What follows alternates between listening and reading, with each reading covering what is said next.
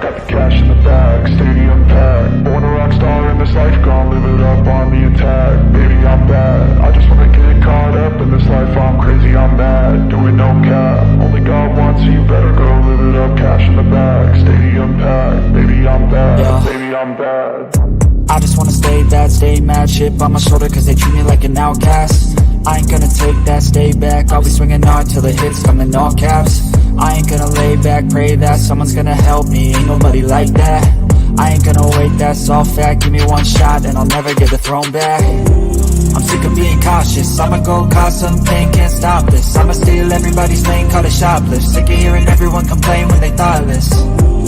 Taste the pain, it's like candy canes. It makes me go change into a better frame, into a better name. Society's insane, we all live for fame, yeah. Cash in the bag, stadium packed. Born a rock star in this life, gon' live it up on the attack. Baby, I'm bad, I just wanna get caught up in this life. I'm crazy, I'm mad, do it no cap. Only God wants you, better go live it up. Cash in the bag, stadium packed. Baby, I'm bad, baby, I'm bad. I got the cash in the bag, stadium packed. Born a rock star in this life, gon' live it up.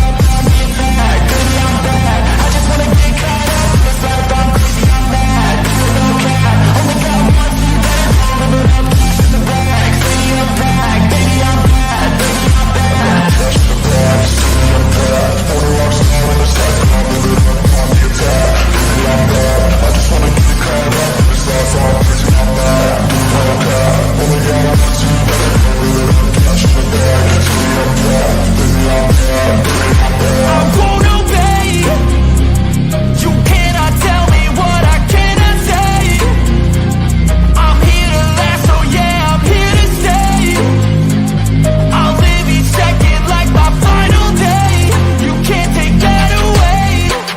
I got the cash in the bag, stadium packed. Born a rock star in this life, I'll live it up on the attack. Baby, I'm bad, I just wanna get caught up in this life. I'm crazy, I'm mad, do it no cap. Only God wants you, better go live it up. Cash in the bag, stadium packed. Baby, I'm bad, baby, I'm bad. I got the cash in the bag, stadium packed. Born a rock star in this life.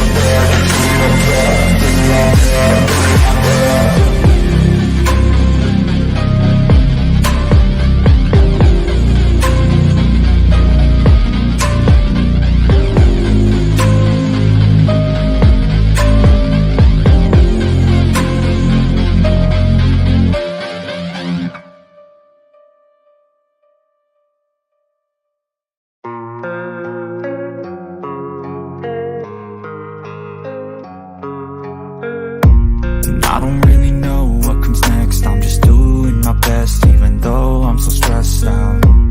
Everything just feels like a test that I fail, so depressed when I can't seem to get out. But something deep inside won't let me quit. I swear that I'm inspired by all this shit. Tell me that I can and I won't. That's what guides me the most. Fuck your lies, I'll do what I want. The gas in the back, never left. She's so bad that the can't hit the back. The gas in the back, never left. She's so bad that the can't hit the back. The gas in the back, never left. She's so bad that the can't hit the back. The gas in the back, never left. She's so bad that the can't hit the back. I'm inspired by thirst, I'm inspired by worth. I desire your worst, so you can just hide while I work. I ain't tired, you first. I'll write a second, third verse about the lies you go disperse. You never did shit, I know it hurts. Something deep inside won't let me quit. I swear that I'm inspired by all this shit. Tell me that I can and I won't. That's what guides me the most. Fuck your lies, I'll do what I want. The gas in the back, never left. She's so bad that the can't hit the back. The gas in the back, never left. She's so bad that the can't hit the back. Whole sports all plays. Whole sports all plays. All sports, all plays. 365, we making up plays. You talking the game, get you to the days. We're high in the court, the dime in the lane. Variety, topics, living the same. All presentation, sports information. In the airways, taking the nation. All sport, all plays, like working your faces. Grace at the field, so tie the laces. All sports, all plays.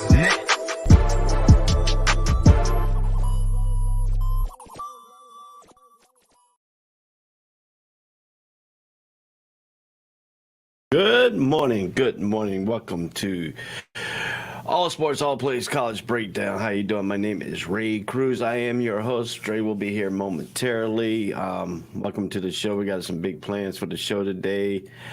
You can see our social media down below. This is the College Breakdown Show. It comes on every Saturday morning at 9 a.m. You can find us live on YouTube, Facebook, Twitter, Twitch, Roku TV, Tiki Live, all at All Sports All Play Network. So I am Ray Cruz. Once again, I am your host. Dre Montez will be here momentarily. He's probably getting his stuff ready for the big game that he has on today. He has the Georgia-Florida game here in Jacksonville. He's a big Gator fan. He's got the big chomps going. He's got to get his swag together, get his Florida Gator uniform, what he's going to wear today, so he can show it to everybody. But, Dre, I will be at the game. Yes, I will. I will be at the game. So, right now, some issues with Facebook Messenger and stuff like that. I guess it kicked me out or something when I was posting some of the shows in some of the groups. So, anyway, but that's just a momentary lapse and a momentary hit right now. I can't get no communication with Dre and them. So he should be on in momentarily. I did send him the link and he is now waiting to get on here. So I am trying to get some of this stuff updated here. So I'm going to take a quick commercial break while I'm getting everything worked out here on the technical end issues here, stuff like that. Let's see what the first comment of the day is. It comes from UL, the man, the music, the myth, the legend, the one who hosts Bring It here on the All Sports, All Plays Network, and also a musician.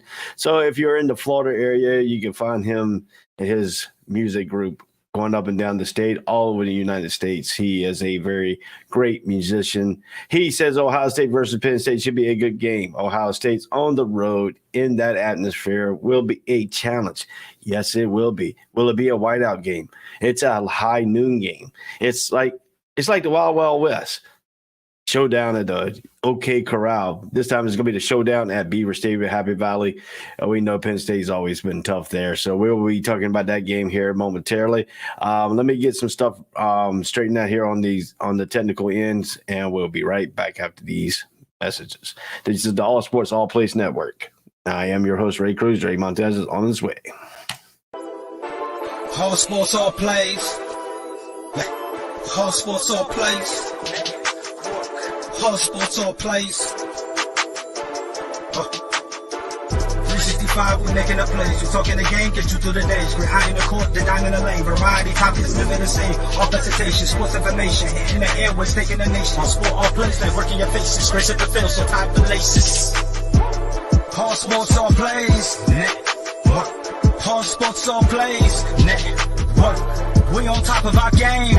All sports, all plays. All sports, all plays.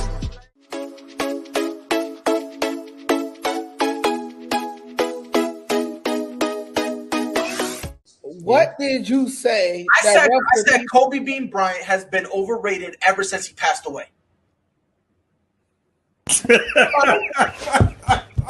Now, I'd say they could lose about 4, but I don't see them losing 5. You know what I mean? All sports, all plays. All sports, all plays. All sports, all plays.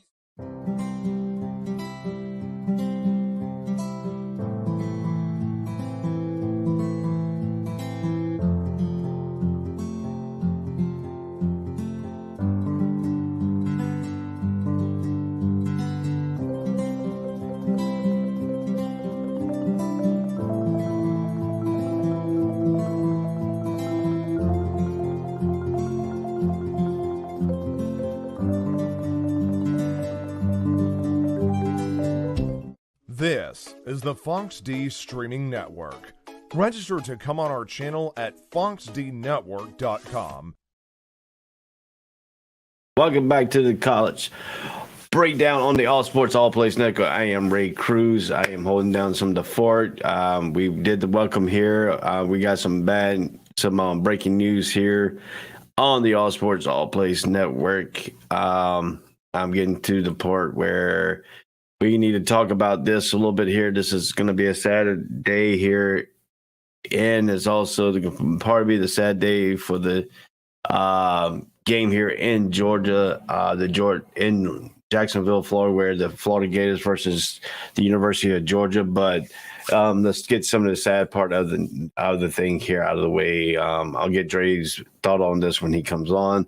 The legendary University of Georgia football coach Vince Dooley has died at the age of 90. He died yesterday about 5:30 p.m. when the news broke. 5:07 when the news broke on the ESPN news servers. Vince Dooley is a Hall of Fame coach who led the Georgia Bulldogs to 6 Southern Conference title in the 1980 national championship. Has died at the age of 90. The school, in a statement Friday, Dooley worked at the University of Georgia for 41 years as a head coach and athletic director, retiring on June 30th, 2004. He took the Bulldogs to 20 bowl games during his 25 season as a head coach, during which he amassed a record of 201 to 77 and 10 ties. He was inducted into the College Football Hall of Fame in 1994. He was present at all Georgia games and throughout his retirement up to his last few days here at the University of Georgia. The university honored Dooley in 2019 by adding his name to the field of 95,000-seat Sanford Stadium, which has been home to the Bulldogs since 1929. In addition, there is a statue of Dooley being lifted by players from the 1980 national teams at the entrance of Vince Dooley Athletic Complex. He was in attendance as the Bulldogs defeated Alabama in the win, the program's second national championship in January of 2022. Current head coach Kirby Smart called Dooley's death heartbreaking in a tweet Friday. Here's the tweet that came straight from Coach Kirby Smart at Kirby Smart UGA Twitter account. Our family is heartbroken by the death of Coach Dooley. He was one of the kind with an unmatched love of University of Georgia. He and Barbara embraced my family from day one. He will be missed in our community, university, and in college athletics. That's straight from Dude. At the age of 32, Dooley joined Georgia in 1964 after spending 8 seasons as the assistant at Auburn, where he was the Tigers captain during his playing days. He told ESPN in 2019 that his hiring wasn't a popular decision, especially when Georgia fans realized that their new head coach with the first name Vince was not Vince Lombardi. I can't say that I was the most well-received coach who has ever been hired, Vince Dooley said in 2018. He also stated this, and this is a quote from him exactly. When I looked at those credentials, there is no way as an ambassador that I would have hired myself, a 31-year-old freshman coach at a rival school, now supposed had to hire somebody at the institution like Georgia, and said, this is the coach. In 1980, led by running back Herschel Walker, the Bulldogs started a 4-year run during which they went 43-4-1 and won the 3 straight SEC titles. Dooley won numerous National Coach of the Year awards as Georgia cemented the 1980 National Championship with a 17-10 win over Notre Dame in a Sugar Bowl to cap a 12-0 season. Walker won the Heisman Trophy in 1982. Dooley retired as head coach in 1988 to become athletic director, leading a program that won 18 national championships and 80 SEC titles during his 25-year run in the role. He is a member of Alabama Sports Hall of Fame and the Georgia Sports Hall of Fame. And that was all contributed by the Associated Press in this report. So just to let everybody know, legendary University of Georgia coach Vince Dooley has died at the age of 90. Our prayers here at the All Sports All Place. Hold on one second. Let me see here. Dre said, check your messenger. Dre, I can't. Can you just post it in here in the chat room? Right now, some reason I can't get into Facebook itself. It won't let me back into Facebook. So I'm working on trying to get back into Facebook Messenger. I can't get in there right now. So if you want to, just text me on my phone number, the one I gave you. Just text me there and I will look at it. So if you listen to that, Dre, just check there. So we are going to put in a disagreement. I guess some reason when I was putting the links in some of these groups I'm in, I guess somebody blocked me or something. I can't get back on, so I can't get my messenger back up and running either. So if I can't get that going, I can't get no contact with you. So my son just sent me, he's gone to a prayer breakfast with his papa, and he just sent me a plate saying, look what I'm missing.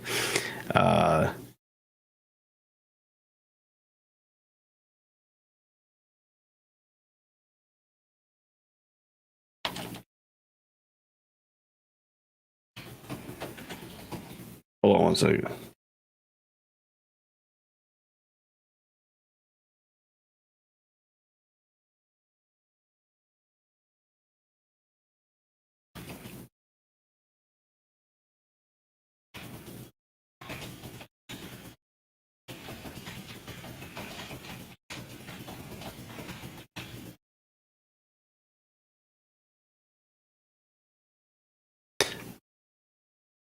I just text him back. So I'm trying to figure out how I'm gonna get this link to him. So once we figure out how to get the link to Dre, he will be on the show. So I'm trying to work that issue right now. It won't let me back in. Yeah, it says check here. Your account is not visible to people. Blah blah blah. If your account does not follow community standards, blah blah blah. If we find your account does not follow community standards, it will be permanently disabled, and you won't be able to disagree again. What? I don't know. Facebook's gone freaking berserk on here. So I mean, let me see here. How can I get this to Dre?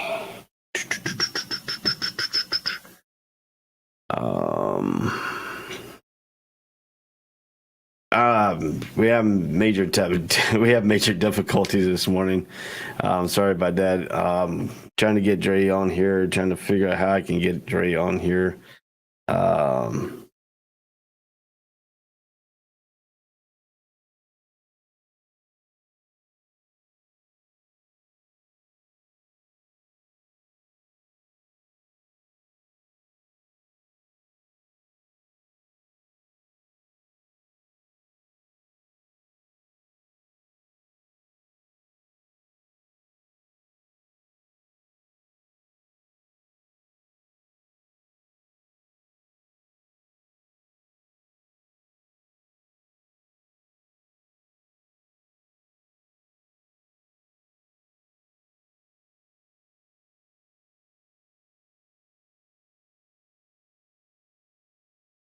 All right.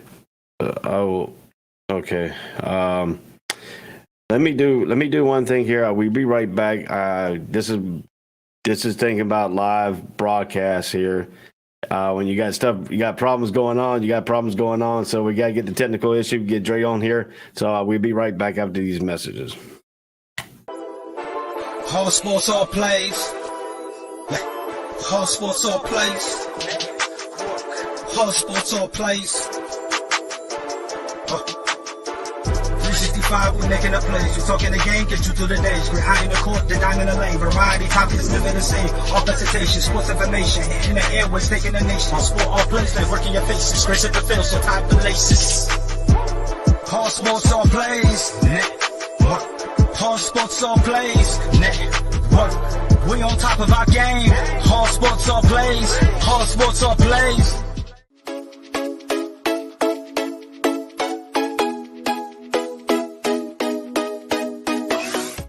What did you say? I said Kobe Bean Bryant has been overrated ever since he passed away. Now, I'd say they could lose about 4, but I don't see them losing 5. You know what I mean? All sports, all plays. All sports, all plays. All sports, all plays.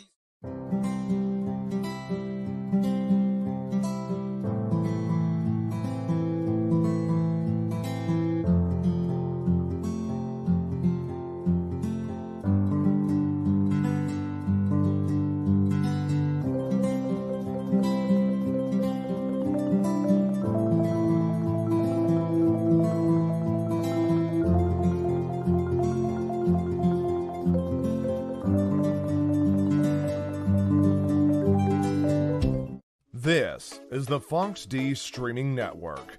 Register to come on our channel at foxdnetwork.com.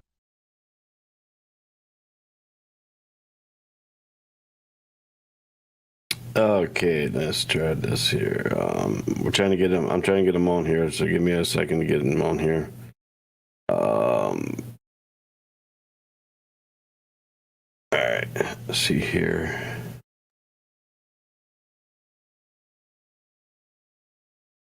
ASAP.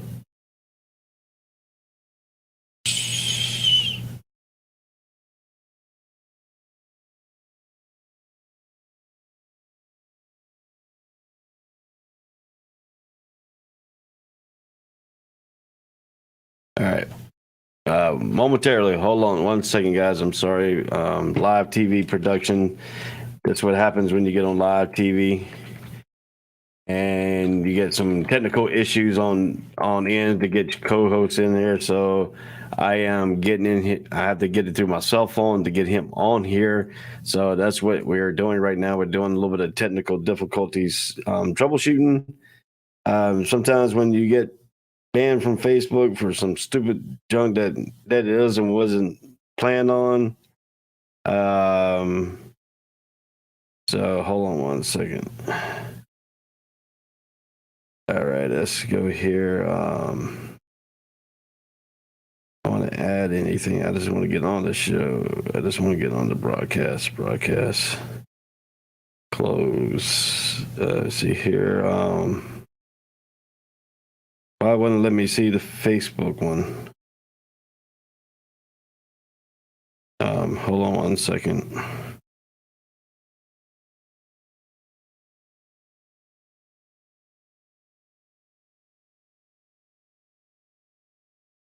I'm trying to get it on StreamYard through here.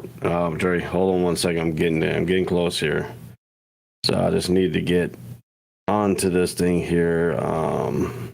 Let me see here. Let me log out of there. Alrighty. Let me see here. I'm just trying to get on the link itself. It won't let me link up with this thing here because Facebook Messenger.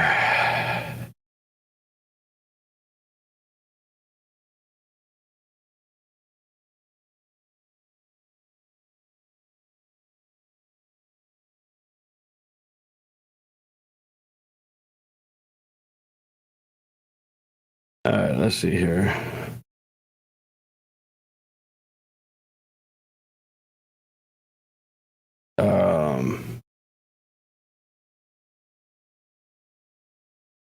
Let's see what it does here. See if it gets back on here.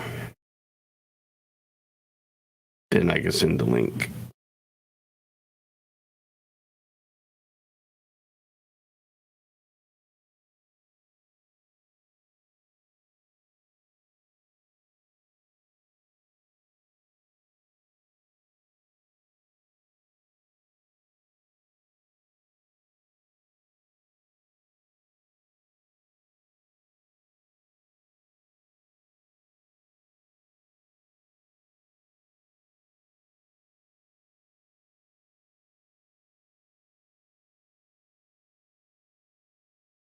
All right, hold on.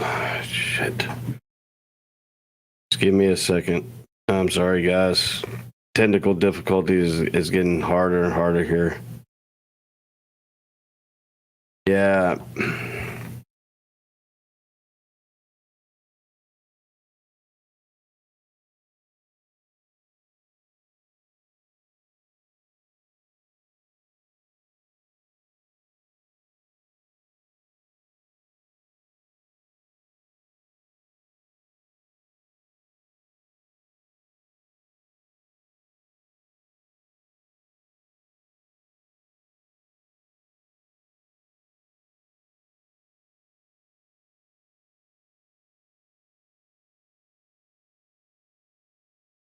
All right, hold on.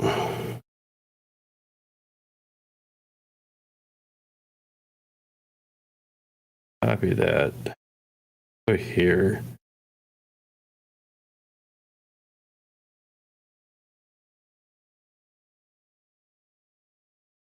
All right, hold on. Sometimes you get these things that you can't resolve in the commercial break type deal. So I'm trying to get it resolved right now. Hold on, let me do one little thing here and see if I can get back on. Let's see if I can get back on.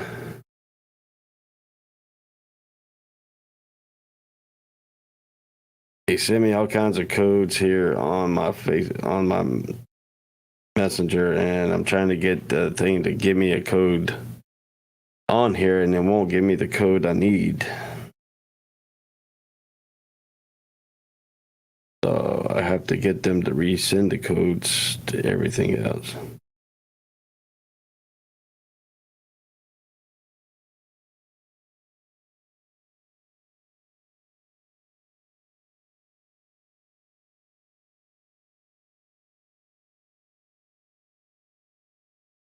It's taking them so much to.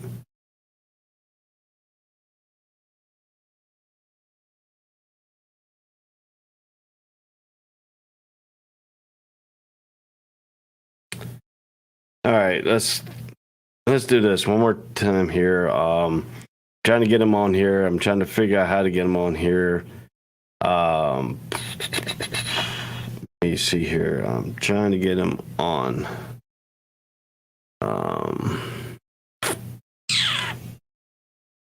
See here. Hold on one second.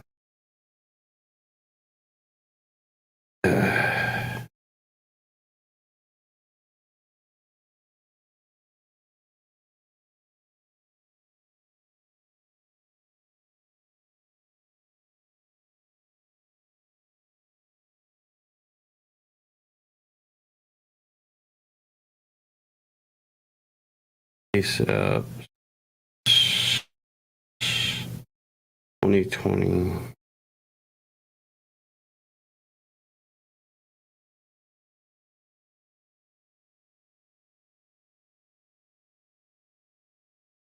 All right, hold on. A second. Give me a second, guys. I'm trying to get them on here. We're just having some technical issues and technical difficulties. I can't. There's no way I can communicate with anybody on the network. So let me see here.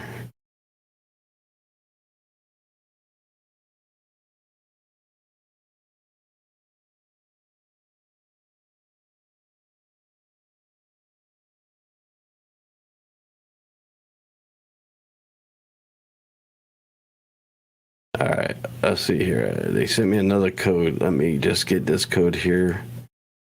780745.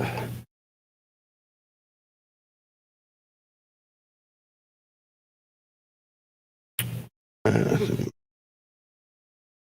don't understand that. I got the same email that I'm using here, and it won't let me pull up the plan.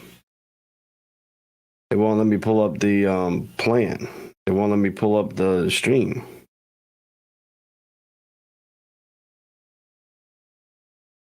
This is freaking weird.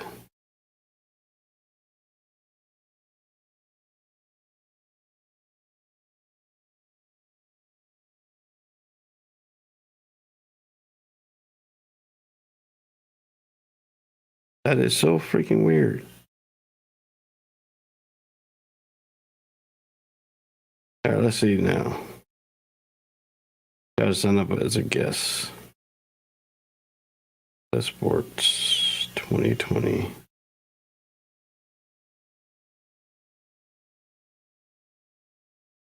Now there we go. Now I should get another code here from them again.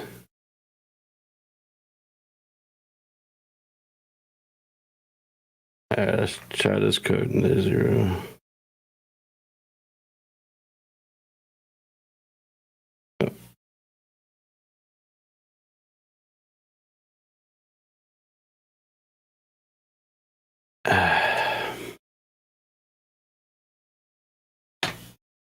All right, this is getting a pain. I just sent the code to. You sent a code to. Yeah, I know. I'm waiting for it. I'm waiting for the code to come in, and it's not giving me the code.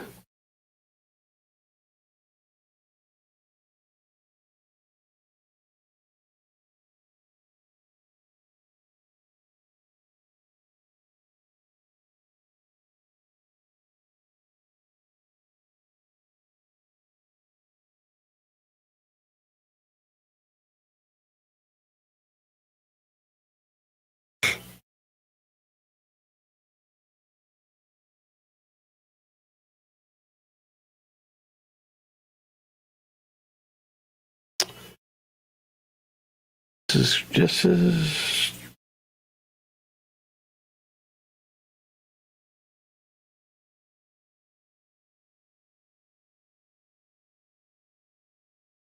technical difficulties.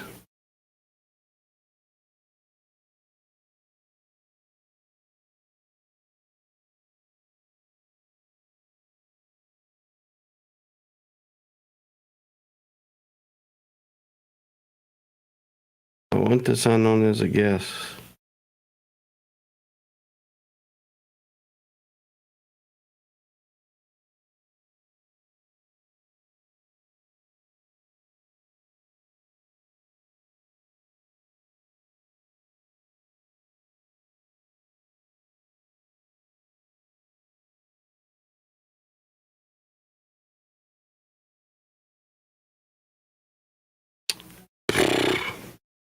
This is getting weird. I got nothing here is working for me. Nothing. Sorry guys, sorry for the delay in the show here. Let me do one more commercial break and then we'll be right back. All sports, all plays. All sports, all plays. All sports, all plays. 365, we making a place. We talking the game, get you through the days. We're high in the court, the dime in the lane. Variety, topics, living the same. All presentation, sports information. In the airways, taking the nation. All sport, all plays, like working your faces. Grace at the field, so tie the laces. All sports, all plays. Network. All sports, all plays. Network. We on top of our game. All sports, all plays. All sports, all plays.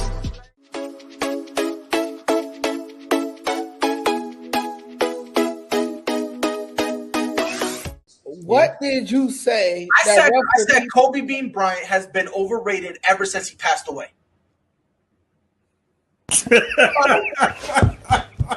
Now, I'd say they could lose about 4, but I don't see them losing 5. You know what I mean? All sports, all plays. All sports, all plays. All sports, all plays.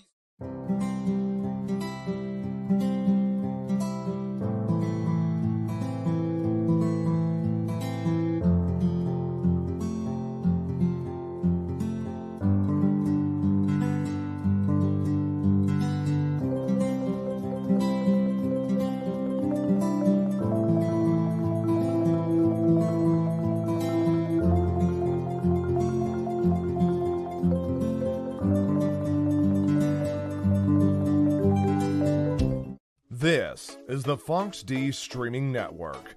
Register to come on our channel at funksdnetwork.com. All right, guys, I'm getting closer. I can feel it. I can feel it here. Facebook just sent me another code. Yes, this was me. Let me see here.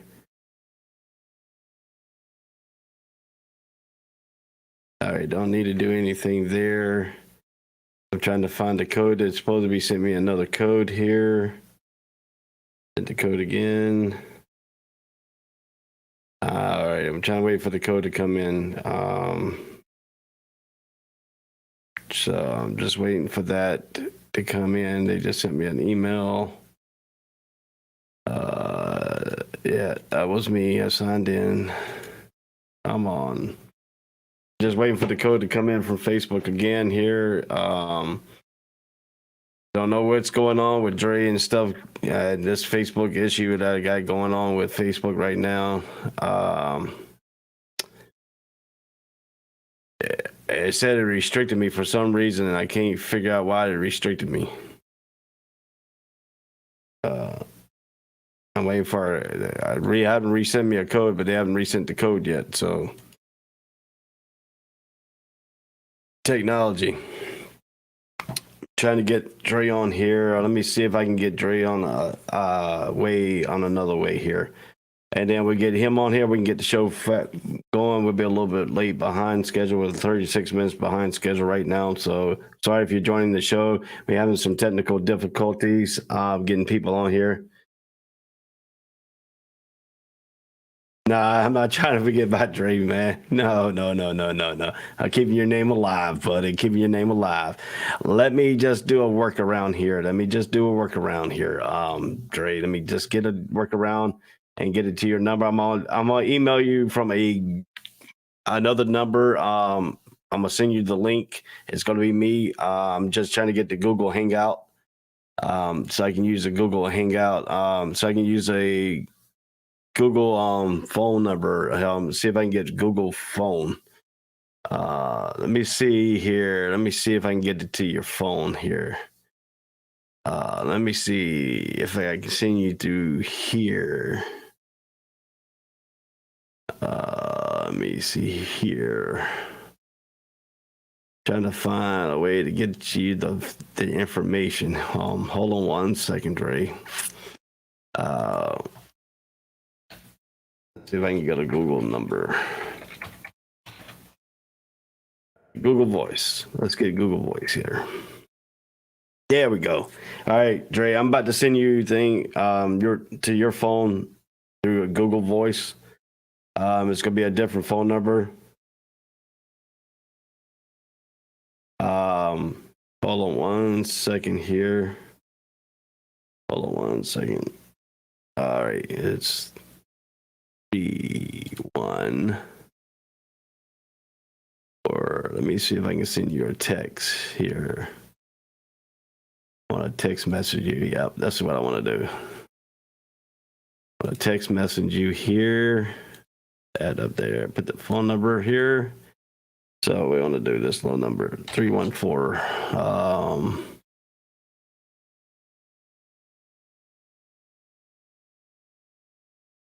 Allowed.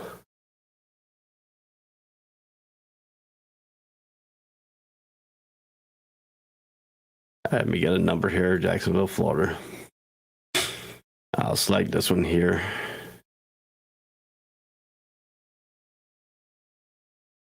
Get to my phone number. The code. All right. We're getting closer, Dre. We're getting closer, brother. Let me put this one in here for 72594.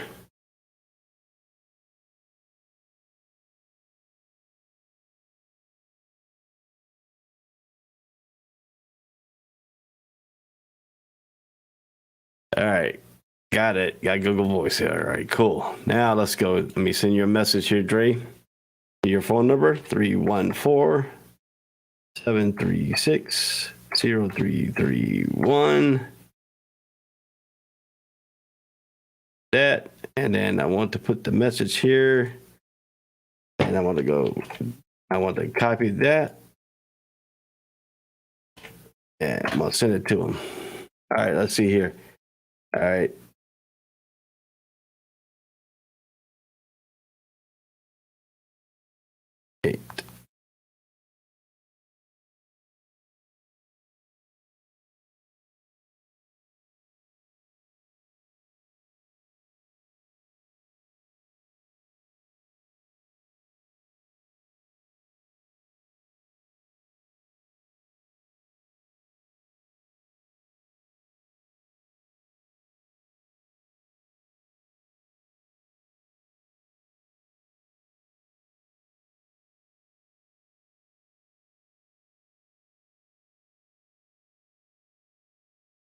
All right, guys. Just waiting on him to accept. I put it in my Google number. So I'm just waiting for him to see if it delivered to him and to get him accepted there. See if he joins here. Let's get a little bit started here. We're talking about the legendary coach Vince Dooley. So he passed away on Friday. Once Dre gets on, we'll get his little bit comments. Let's move on a little bit more onto the other stuff I have going on. All righty. Here's my boy. Here's the man, the myth, the legend. Here is Dre Montez. After the live technical difficulties, we have him officially here. There he is, buddy. What's up, my man? What's up, man? Wow, that was wild watching that. Oh, yeah. That was, viewers probably think we were crazy, but, it had to go through a workaround. So we got through it. Yeah, we got it. Technical difficulty solved. We were talking about the legendary Vince Dooley. He passed away on Friday about 5:07 p.m. What is your thought on that as a Florida Gator fan? Pretty much Georgia is your rival. Yeah, but, it's a somber occasion, with Vince Dooley and, coming in that job in the position at that time at 31 years old, doing what he did with that type of magnitude and have that type of effect on that program. And then sticking around another decade and a half to move to the front office and just carry that culture with that Georgia Bulldog football program. So it's I know that's our rival, but man, that's a historic figure right there that we lost. It really is a historic figure. Yeah, it was good to see him when the Georgia won the championship. He was there live, and you could see he was getting in the upper age echelon. And getting feeble, but at least he get to saw another championship at Georgia, national championship. So that's a good, thing. Let's move on from that a little bit here. Hugh Freeze and Liberty agreed to a new 8-year deal that takes them all the way through 2030s. So you think Hugh Freeze is happy at Liberty now, and he's not looking for a big time job, or is he trying to turn Liberty into a big time job? Well, I think he found his comfort zone. I don't think it's trying to move on, but I think he found his comfort zone where he can get his messages across, and he comes out as executors, putting out good W's. And you're trying to get back into the graces of the goodwill of the game of college football and getting that extension at Liberty and getting Liberty on the map. I mean, it probably wasn't part of the plan, but hey, you got to rebuild somewhere and you got to start somewhere. And I think this is a good match here for Mr. Hugh Freeze. Yeah, I mean, it's always a good time for that. And then Alabama got hit with an injury bug in defensive line, Obagi. I think injury out for the season. Huh? The injury bug hit everybody this week. It just out of nowhere. I think a lot throughout college football, there's going to be a lot of shuffling on a lot of offensive lines throughout college football today. Yeah, you got that too. And then the rich keeps going getting richer. The number 3 Tennessee Volunteers gets Tillman back after a 4-game absence. So big pickup for the Vols, and just in time when Georgia is getting ready to come close, after next week. So yeah, I mean that's why a lot of players, a lot of fans are questioning why players are not doing this and doing that because they're not healthy. They weren't healthy in the beginning, and then you get that pressure from the boosters and the local media and the local radio stations. Everybody trying to tell you what to do and how to do your job, and you try to please everybody. You end up putting the kid out there and putting them in harm's way, and now we're delayed the process again. Let's let the kids heal properly. Yeah, so we're getting close to where we got to unveil our Pick'ems here real quick, and then we got to get moving into these games breakdown. We're about 45 minutes late, so we're trying to get back on pace here. So, before we get into all that, what did you do on Facebook? all I did was post a link to all my groups, and I guess one of my groups decided didn't want to do it, and just all of a sudden just shut me down. Oh, okay. I thought maybe you cussed somebody out or something. Oh, no. I was just posting the link for the show in all the football groups, and I guess one of my group people said they didn't want it no more, I guess. Decided you don't like us. Just find out a new way to do it. I mean, man, they basically shut you down today, bro. Yeah, they shut me all the way down. I don't know why, messages are gone on Messenger. Gone. I can't retrieve none of them. Gone. Yeah, because my account is disabled right now until they review it. I had to send my live video and all that, so. You might have to write a letter and get it signed by your wife. Yeah, I guess they don't like because I do affiliate with the Republican side, so I guess. Yeah. But anyway, here and there, we keep that out of the business. So, Dre, you want to see your pick'em from last week, man? Show me the massacre that I've created throughout college football this year with my pick'em. We tied, brother. 29-20 last week. I needed that.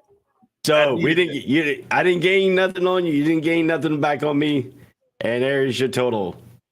313 to 170 to 339 to 144. So I'm gonna close this curtain behind me. I think that glare is messing up on the other side for the viewers. So I'm gonna close this curtain real quick. All right.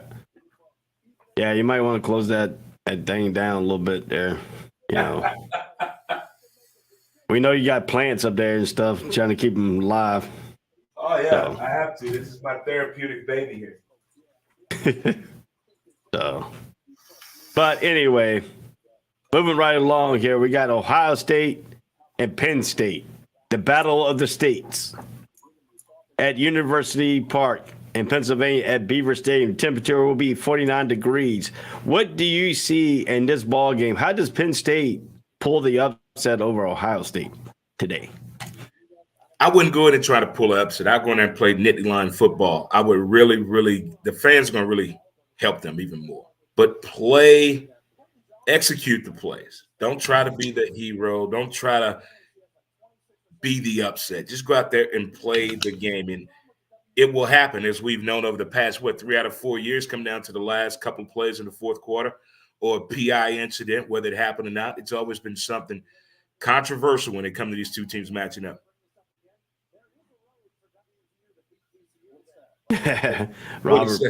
Robert Norris said, "Good morning, fellas. I made it back this week. Glad y'all are on. Missed y'all last week." Yeah, he went hard in the paint last week. Yeah. There he is. There he is. There's Ray. I am Dre's younger brother.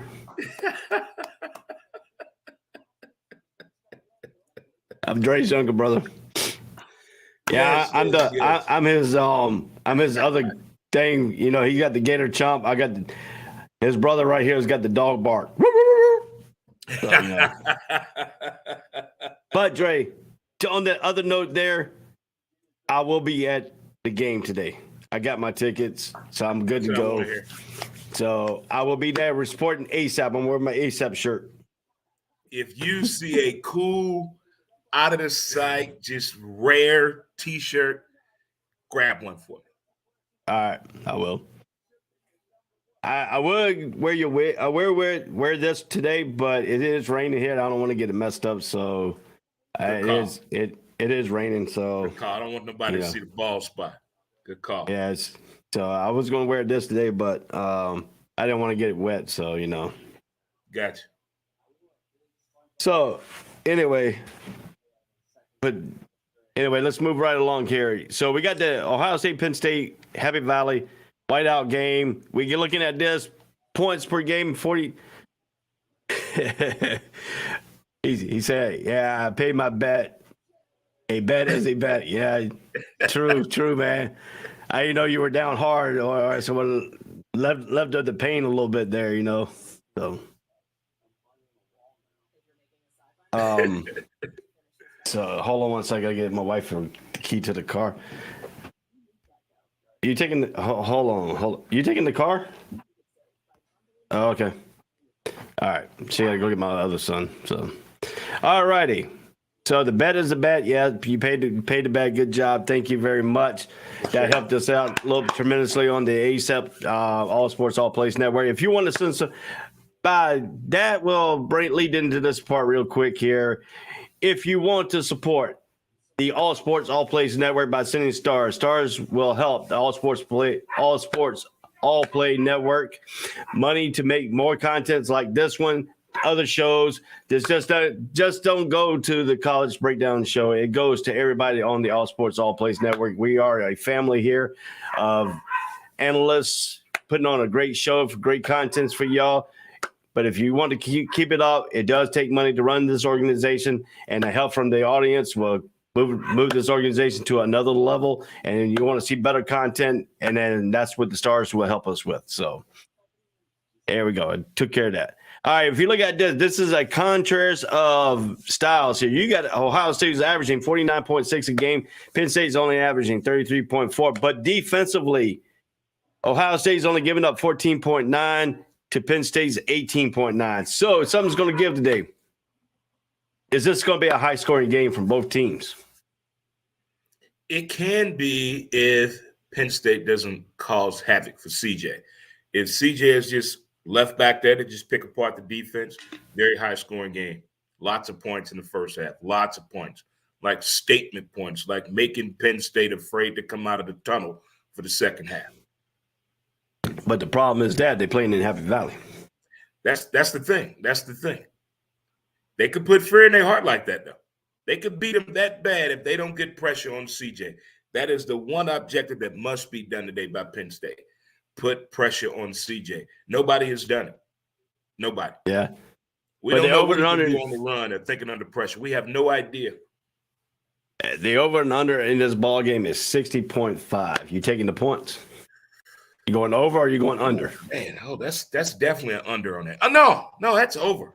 Over, because I think the weather is pretty good today, I do believe, as long as there's no precipitation in the air in that region of the country. I think The Ohio State University put up good 50 by halftime. Yeah, it's supposed to be 49 degrees, cloudy. Will this be a whiteout game? This could be a perfect time to bring a whiteout game if it's cloudy. Yeah. Bring out a whiteout. Cause havoc. Yep. That looks so Especially good on eyes. TV, though, man. It looks so good on television. I can imagine how it is in person, being a part of that. Ohio State in the last 5 games are undefeated. They're 5-0 in the last 5 games. The last 5 games for Penn State, they're coming in 4-1. They lost to Michigan and they beat Minnesota 45-17 last week. Ohio State's coming in off a big win against Iowa, 54-10.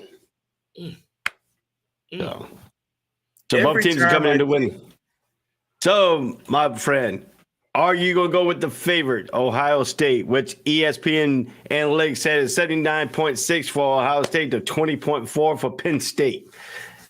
They say Penn State does not have but a 20.4% chance of winning the football game today. So what are you going to do? You going for the upset or are you going for the way cooking? Going with The Ohio State University. But here's the thing. The one anecdote I want to put on this. If they put CJ Stroud on the run, this could be a tight game. Lots of turnovers. But if they let him sit in that pocket and make own decisions, they could put up 70 points today. But I'm going with The Ohio State University. But I'm going the opposite direction. I'm pulling the upset here. I'm going with Penn State. Penn State at home. Check yourself. There it is.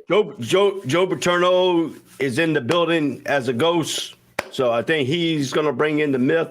I think Ohio State's always had problems going into Happy Valley, and I think Franklin's got this team turned around from that Michigan loss. Now we're going to see this game here. I think Penn State has a good shot at winning this ball game today, and it's going to be closer than what people think too. So you sound really confident. You sounded really good. You brought some facts. You had the hand clapping together.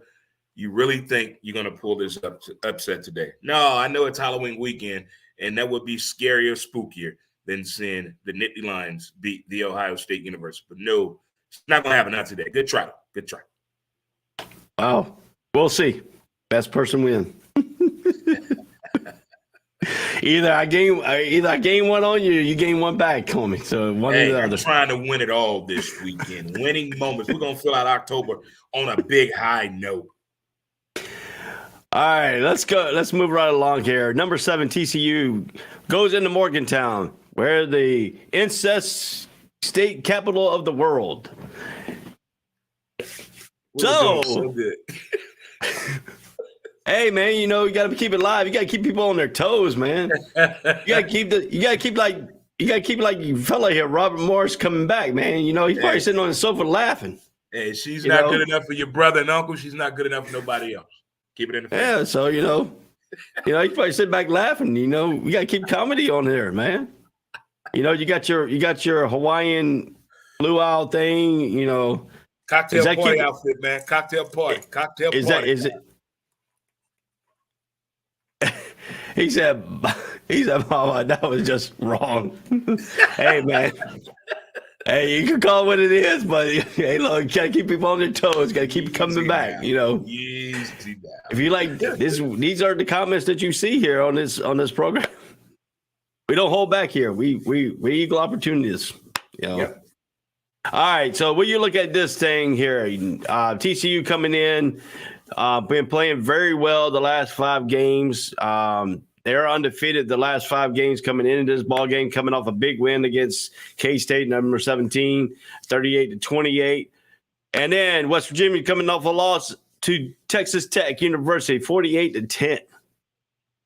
What do you make of West Virginia? They're like a Jekyll and Hyde right now.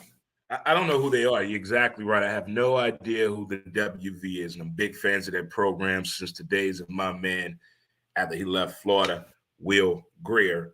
And I've been following the program, and I like the quarterback that got in there now, but there's a hiccup going on. There's a slight hiccup going on.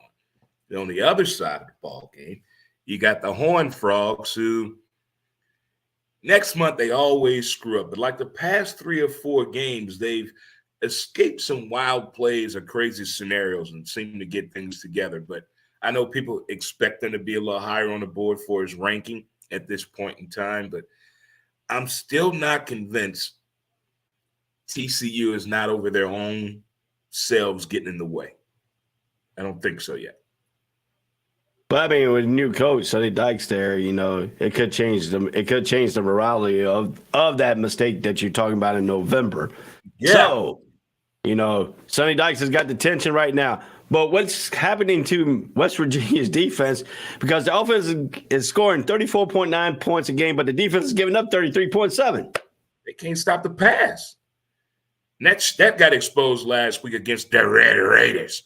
If the defense could show up just once. I mean, you're playing that deep and you still getting beat like that? Explain that to me, Coach.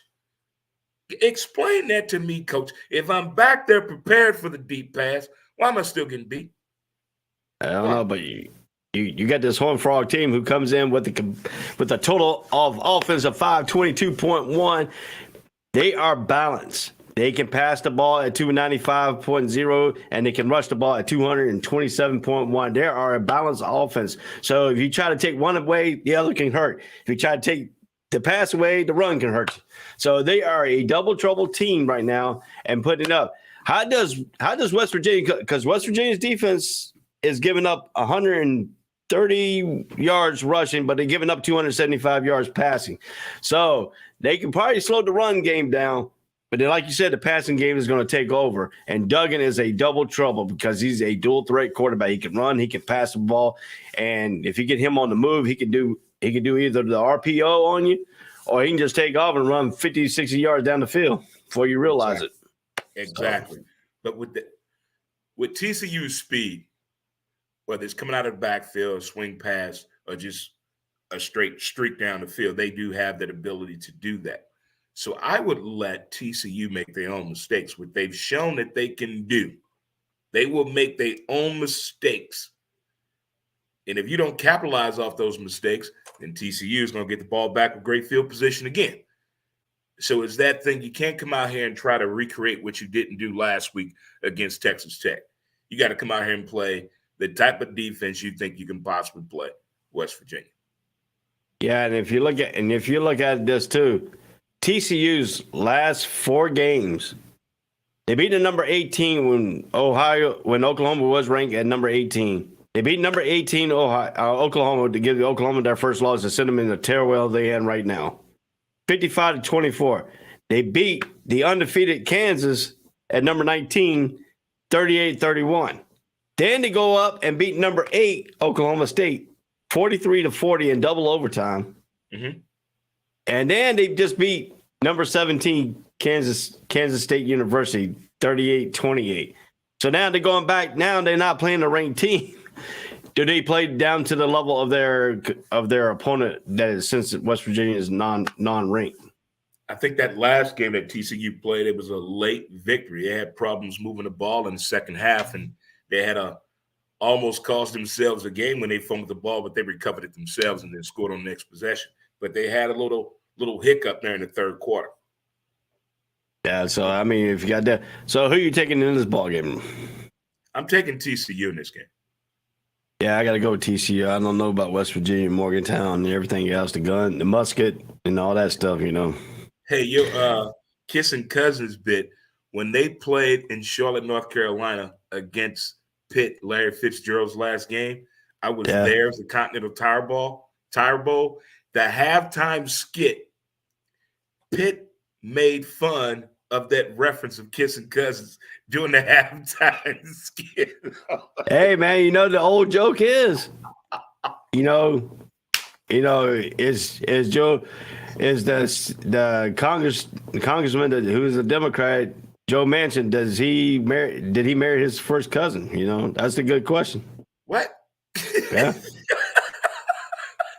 Hey, man, got to make it what it is.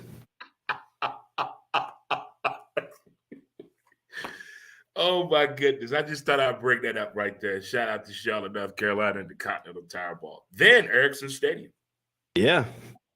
TCU by 2 touchdowns. That's what Robert said. Robert says that. He said nobody's going with the kissing cousins of West Virginia, Morgantown, Yeah. All right, let's move right along here. Notre Dame comes in at 4-3. This game is at 12 p.m. on ABC at the GMA Wireless Dome. Not the Carrier Dome, but the GMA Wireless Dome in Syracuse, New York. They messed up the name. They messed up the mystique of the thing. But Syracuse is bouncing back from a loss to Clemson last week. Number 16, Syracuse, 6-1, takes on Notre Dame, which is 4-3 at the, I'm going to still call it the Carrier Dome up in Syracuse. There you go. So when you look at this game, how does Syracuse rebound back against Notre Dame? Hey, Syracuse played a hell of a game against Clemson. They should be proud of themselves. I mean, that's one of those games where coaches use an old cliche that's overused. That's one of those emotional victory guys, even though we lost the game. They played Dabo Swinney well. They feel good. They feel if they keep that hype, they could possibly give the Golden Domers a test for their money today. Well, the matchup predictor according to the ESPN analytics, said Syracuse 60.3% chance to win in the game, gives Notre Dame 39.7% chance to win the game. And I know you like the over and under in this game. The over and under is set at 48 points. That's pretty good right there because Notre Dame is not consistent. Even they won last week now, and they shocked me putting up that many points, I do believe. But I'm still a little iffy on this quarterback with Notre Dame. A little iffy. I think I'm gonna watch them today, like with both eyes glued to the TV. I'm gonna lean in forward and watch and be like, okay, I'm gonna get my book and write down what I'm watching. I got to see what the hype is about these Golden Domers. But I like what I saw last week out of the Cuse. Yeah. So, I mean, you got that too. But if you look at it this way, total offense, 386 for Notre Dame to 412.6 for Syracuse. The breakdown for Notre Dame for yards passing is 207.9, and yards rushing for Notre Dame is 178.1. But if you look at Syracuse, they go a little bit more on their passing yard at 233.3 on offense to their rushing yard, which is 179.3.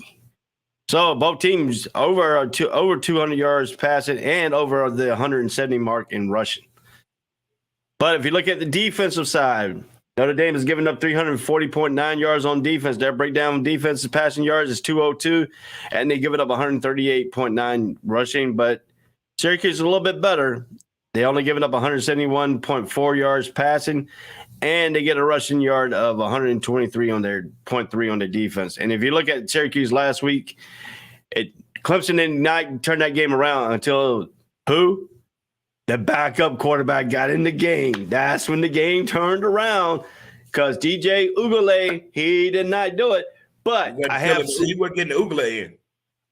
You know, I have a feeling because it has come up in a projection of a rumor that I have seen in a 50-person 50 went through 50 schools of the top Power Fives, and they said that DJ Ugale could transfer after this season because I think Klum, the quarterback that came in, is now going to take over the starting job for Clemson.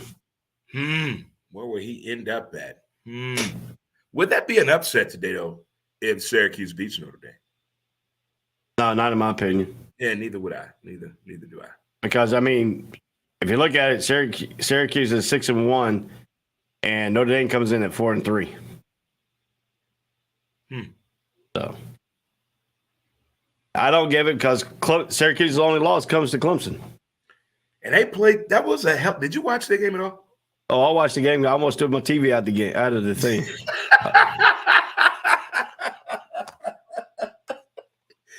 Last year, I saw a lot of people breaking their TVs.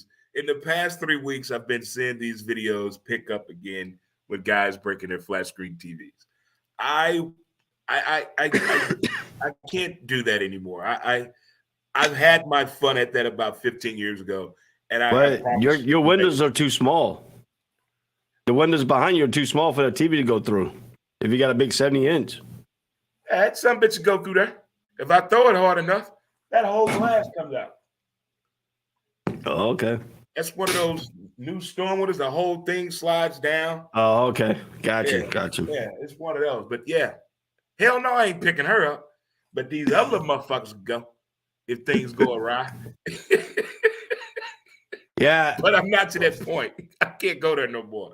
I'll play the video game in a minute if I get mad. Okay. So we know that Notre Dame can run the ball. We know Myers is a big threat, the tight end for Notre Dame. How does Syracuse defense can battle? Because when they get in trouble, when Notre Dame gets in trouble, Meyer is the intended receiver that gets them out of that trouble. So how does Syracuse defense go up against Meyer, the tight end? Pressure on the quarterback. Pressure. Get Notre Dame out their comfort zone. Make them uncomfortable as you're there at the Carrier Dome. But I think the way Syracuse played last week, keep that momentum going. Keep that going. Don't go off the course, the old military term in the Navy. Easy as you go. Steady as you go. I see Q's doing a really good job today in playing Notre Dame. Especially with the pressure they can bring. And if you get it, Syracuse is still undefeated at home. The only loss came on the road at Clemson. So who are you taking? You taking Q's? Yeah, give me Q. Q. Yeah, I'm going to stay in the ACC, and I'm going to take Syracuse myself. In your opinion, do you think Dino Favors? I know his first name is Dino. Is he the front runner for the ACC Coach of the Year? At first, I was going with Wake coach. I was going with him again. I was really thinking Wake. Yeah, I was going to go with him, but I'm going to follow this Q's program a little bit more too. Like I said, I'm going to really get involved in this game. I want to see what's going on with both of these schools because there's a lot of people chatting on the social media platforms about Syracuse, where they're ranked at, how that team is looked at this year. All right, so we both got Syracuse. We're both high on the Orangemen against Notre Dame. Notre Dame is just, so we're going with the Orange. So, my boy here. Let's continue right along here. Let's get you a quick update here on the Arkansas versus Auburn. When is Auburn going to fire their head coach? At the end of the season? Or is he coming soon? Today. After they lose today. After they lose against Arkansas? Oh, yeah. I got to go with Arkansas, man. I got to pick Arkansas against them Auburn Tigers. You know, as a Florida football gator, I can't always root for them Auburn Tigers. Yeah, I got to go with Arkansas too. All right, Oklahoma versus Iowa State. This way with the kids in the hospital. Okay. No, this is Iowa State. This is the Cyclone. Okay, the Cyclones. Yeah. Oh man, give me Oklahoma, man.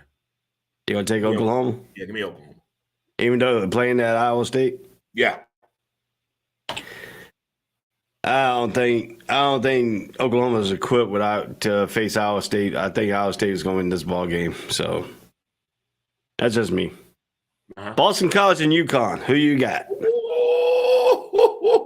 Man, I bet Molly from ESPN First Take having a field day with this game. She's a big Husky fan. But I've partied at Boston College. Where's this game at, though? Where are we playing at? They're playing at UConn.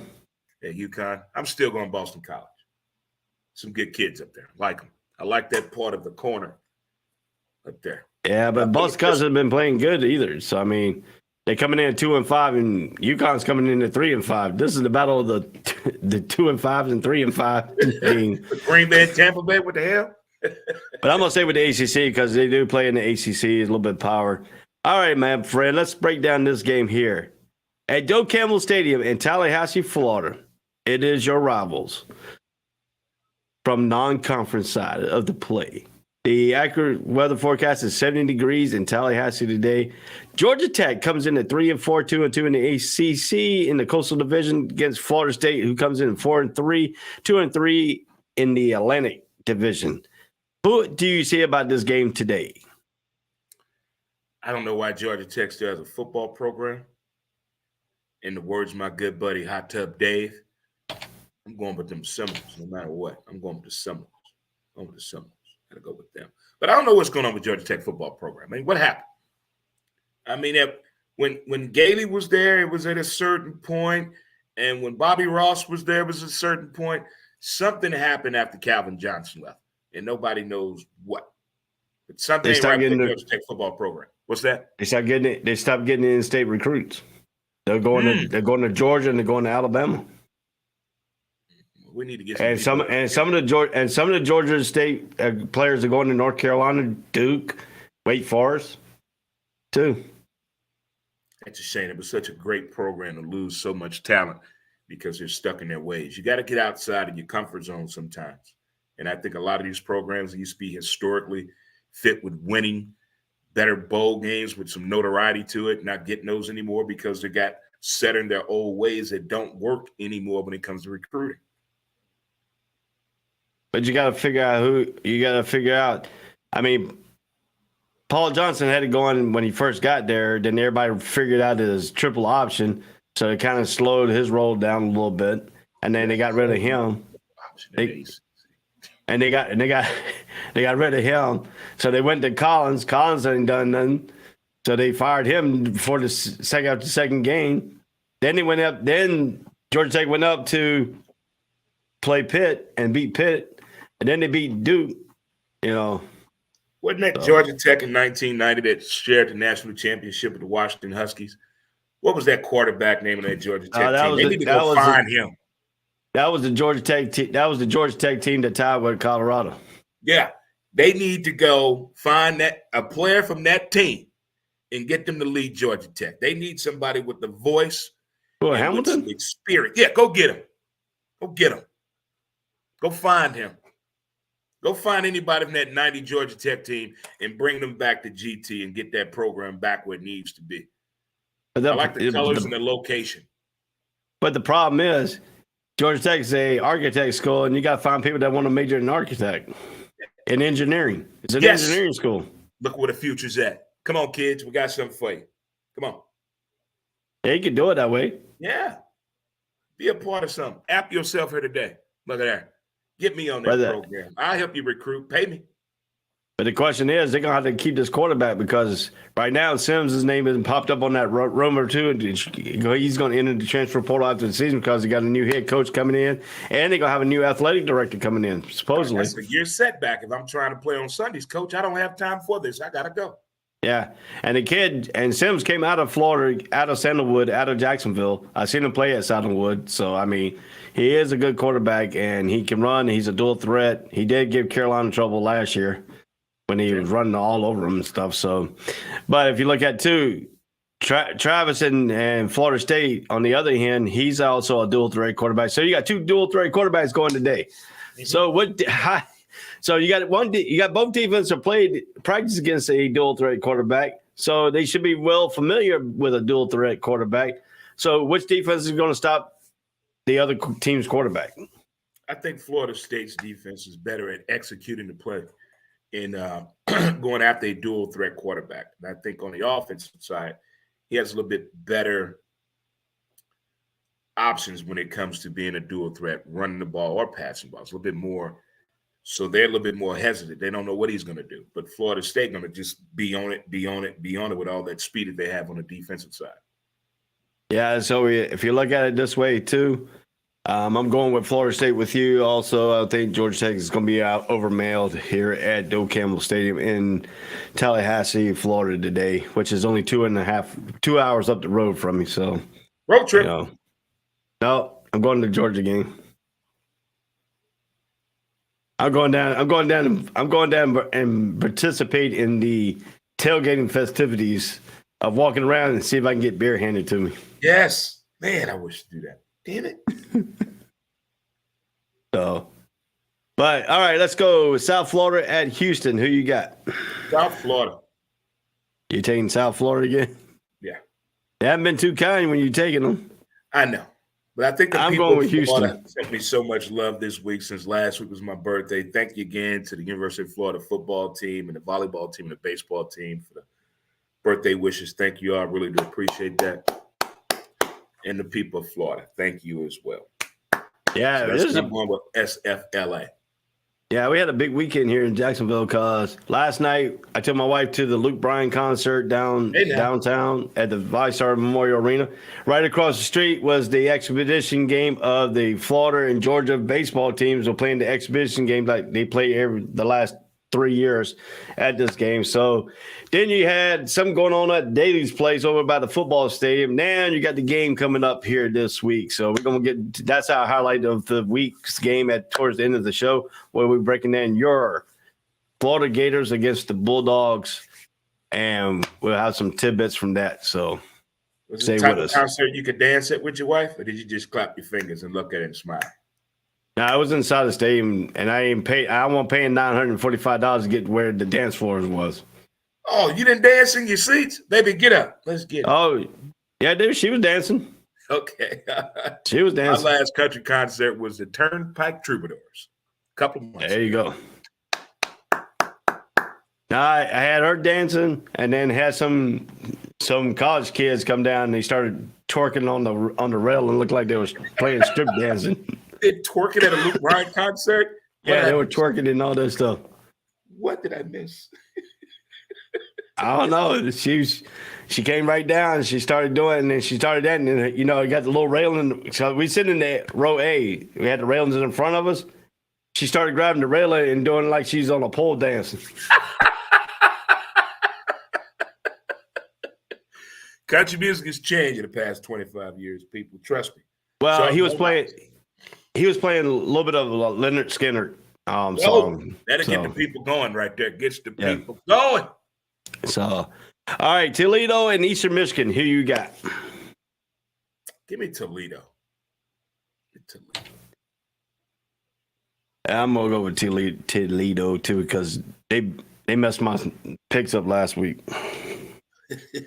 Oh, it's their fault. Yeah, it was their fault because their loss tied me. Got me tied. I was ahead by one game, and that loss took care of me. All right. Miami, Ohio versus Akron. Miami, Ohio. Yeah, the Zips are not very reliable. All right, the U goes into Scott Stadium at Virginia. Who you got? The U playing Virginia? Yep. And they're playing in Virginia? Yep. Give me Virginia. Ooh. I don't trust the U. They've let me down every time I pick their ass this year. So I think Virginia can win it because I think Van Dyke might not be playing. He got injured in the Duke game last week. So, all right, the good Charlotte 49ers against the Rice Owls. I guess they're Owls. Up there.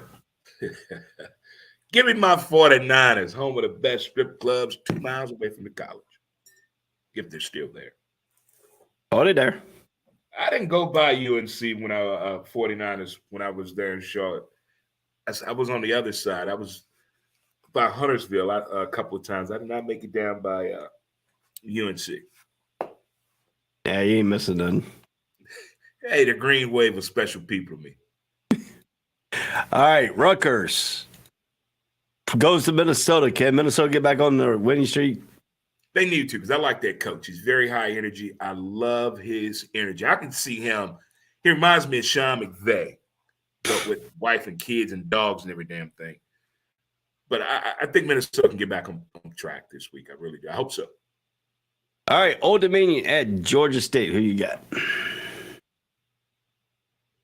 Georgia State, my good friend Cassie, who's in Colorado right now at Red Rocks at a concert.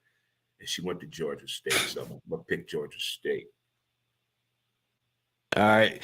So when we come back, after these breaks right quick here, we're gonna break down. We're gonna skip the Florida Georgia game because that's gonna be the tail end. That's our highlight. That's the cocktail.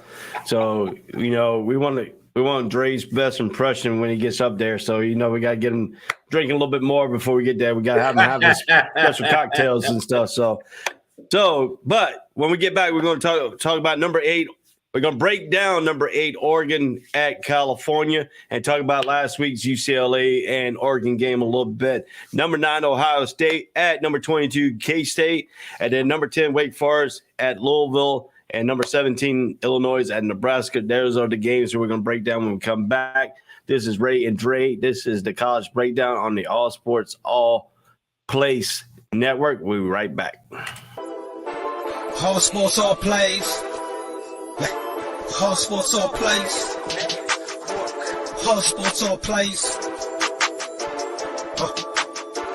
365, we making up plays. You talking the game, get you through the days. We're high in the court, the dime in the lane. Variety, topics, living the same. All presentation, sports information. Hitting the airways, taking the nation. All sport, all plays, like working your faces. Grace at the field, so tie the laces. All sports, all plays. All sports, all plays. Network. We on top of our game. All sports, all plays. All sports, all plays.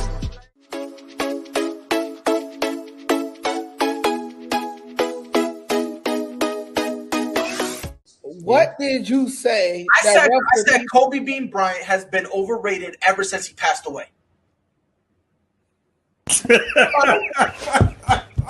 Now, I'd say they could lose about 4, but I don't see them losing 5. You know what I mean? All sports, all plays.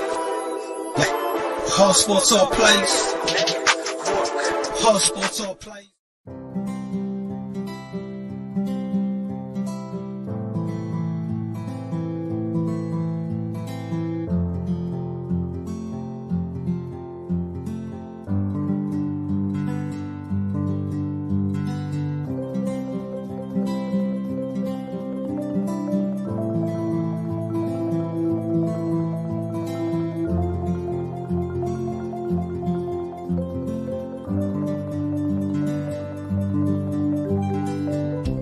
This is the Funks D Streaming Network.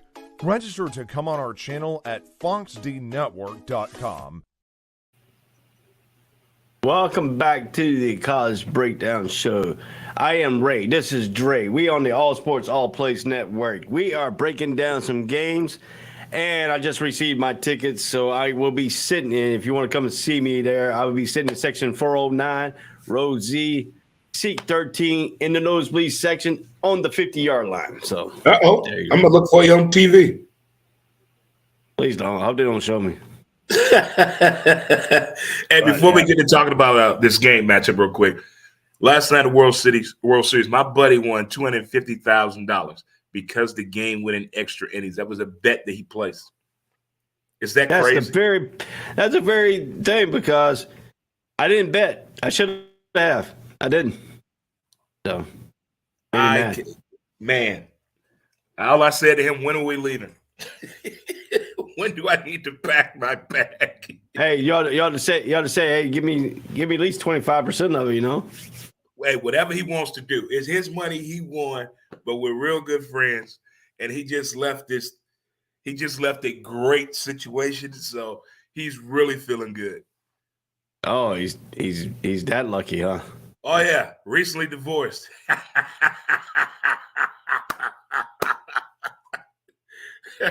There's no telling where we're going, man. There's no telling.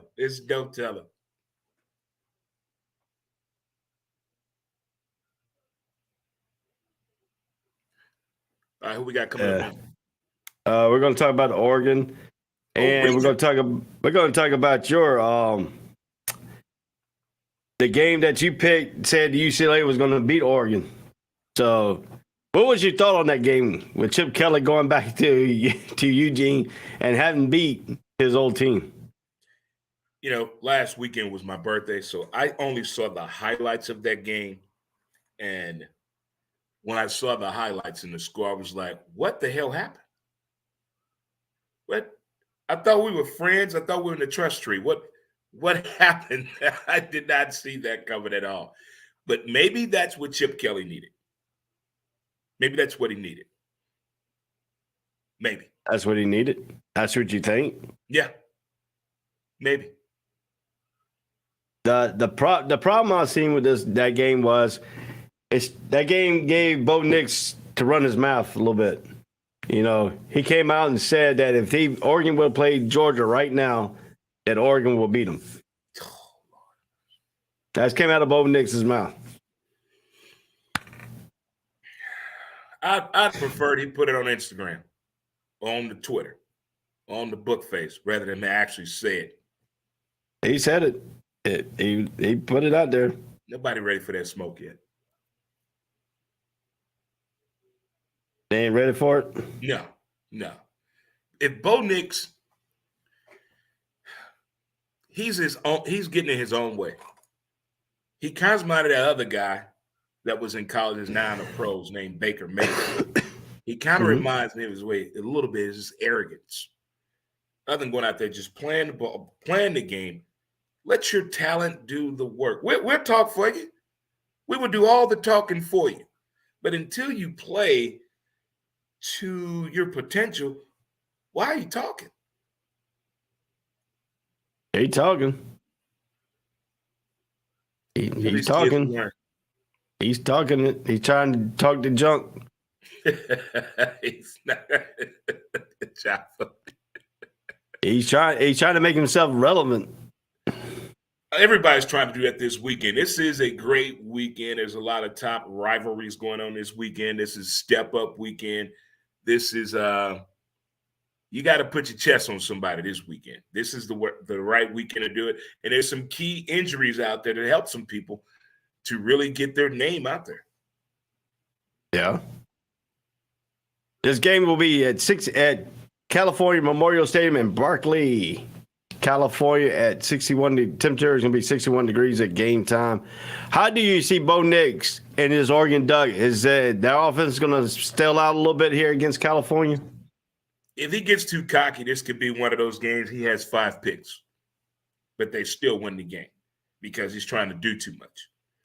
A lot of people today are going to try to get outside of the box and what they're trying to do because they're trying to get their name on the board, because there's really no true names on the board as we get closer and closer to decision time to go to New York.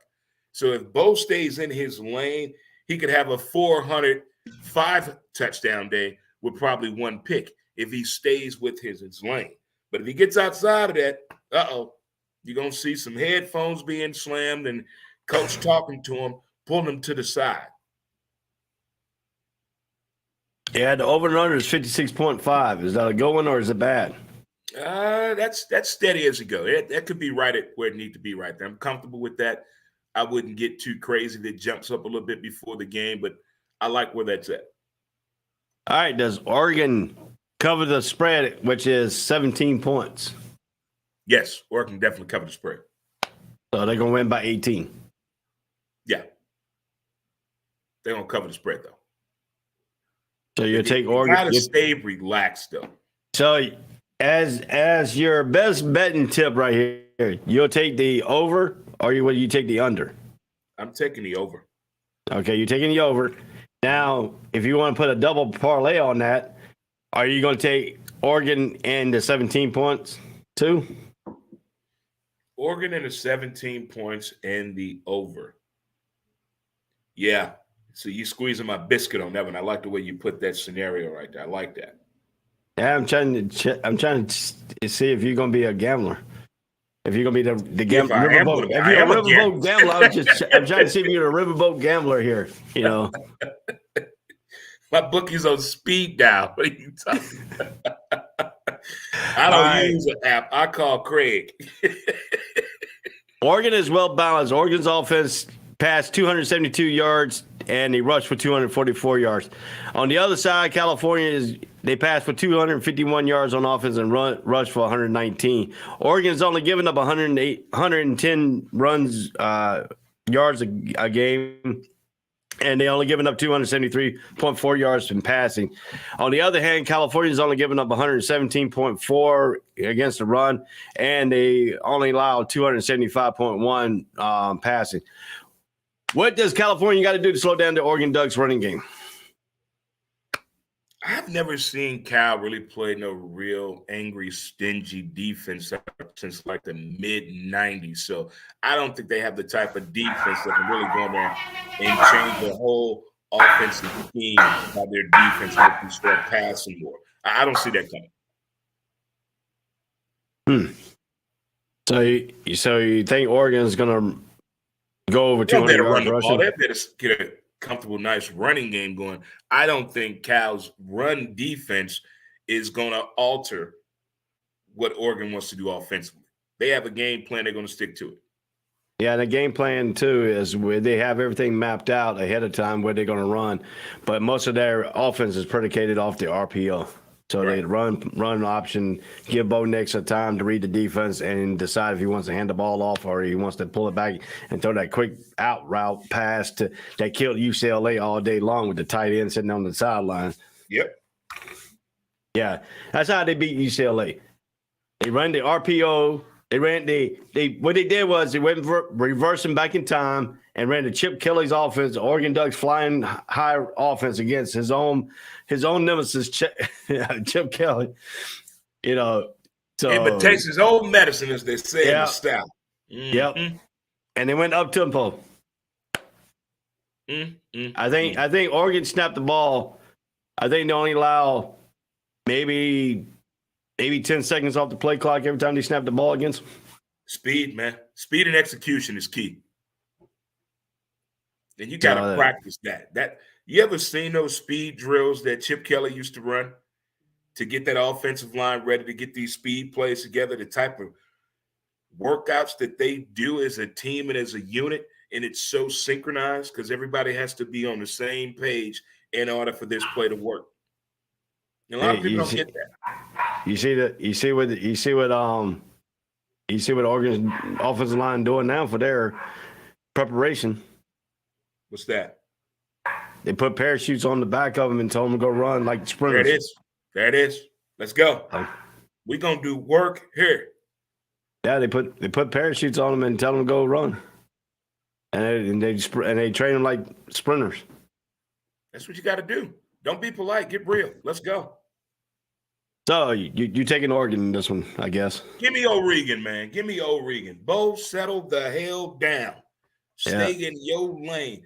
You can't. How you get energy off a game from early in the year moving forward? That's weird. Yeah, weird. That's Bo Nix thinking. Come on now. The barbecue looks so good. The smoke looks so real. I thought I was cooking barbecue here for me. I can smell it all the way here. Man. All righty. Number 9, Oklahoma State goes into Manhattan Not New York, Manhattan, New York. Go to Manhattan, Kansas, the little New York. Against number 22 K-State at 3:30 on Fox. And the temperature degree at Bill Snyder Family Stadium is 59 degrees. What kind of game will you see? There's two different styles. You got one that wants to throw the ball all over the place and run the ball. You got one that wants to strictly run the ball and throw it if they have to. OK State. You know, they have good players. They have a good idea of coaching, what they want to do, a great game plan. But when the whistle starts the game, it seems like OK State is like that old football game back in the day with the little magnetic thing. You turn it on, and the players just run all over the damn place. And you try to, what the hell is going on? That's now we did in practice. Who is OK State Cowboys?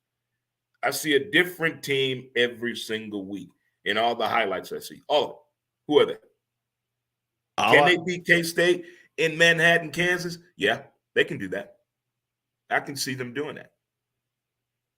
I see their defense don't allow if you look at the last 3 games they played, they're giving up 31, they're giving up 40, they're giving up 34 points.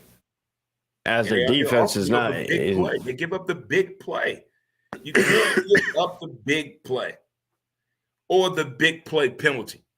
Keep your hands to yourself. But I mean, if you look at Oklahoma State in the 3 games, they scored 41, 43, and 41. So they can put points on the board, but the defense gives up points too. That is.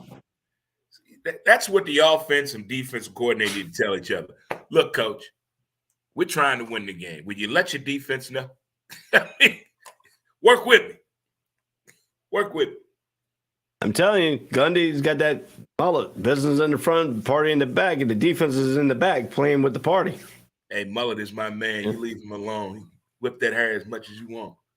But I mean, if you look at it, the offense is in the business part in the front. It is. And the defense is in the party back. Don't care. They partying. They're not taking it serious. They need to. Because what's OK State record? Oklahoma State's record is 6-1, 3-1 conference play. Kansas State record is 5-2, 3-1 in conference play. So we're already going bowling. We got that out the way, boys. That's over with. Now let's move further up this bowl chain. Let's go.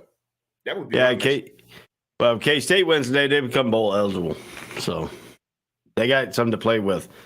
So what kind of contrast are you going to see? Will you see K-State's running game take over this ball game, or are you going to see Oklahoma State finally to play defense against the run and force Kansas State to pass? Because right now, K-State's offense is running 232 yards on rush, and they only passing the ball for 169.3 yards a game. So I can see OK State's defense trying to show up today and give the offensive players that look like we with y'all today. We got this. And I can see OK State trying to get comfortable with the passing game. Bring that passing game back, please. Come on. That's a good analogy. But if K-State gets a running game going, that's when things will get interesting. That's when the whole game plan must change now.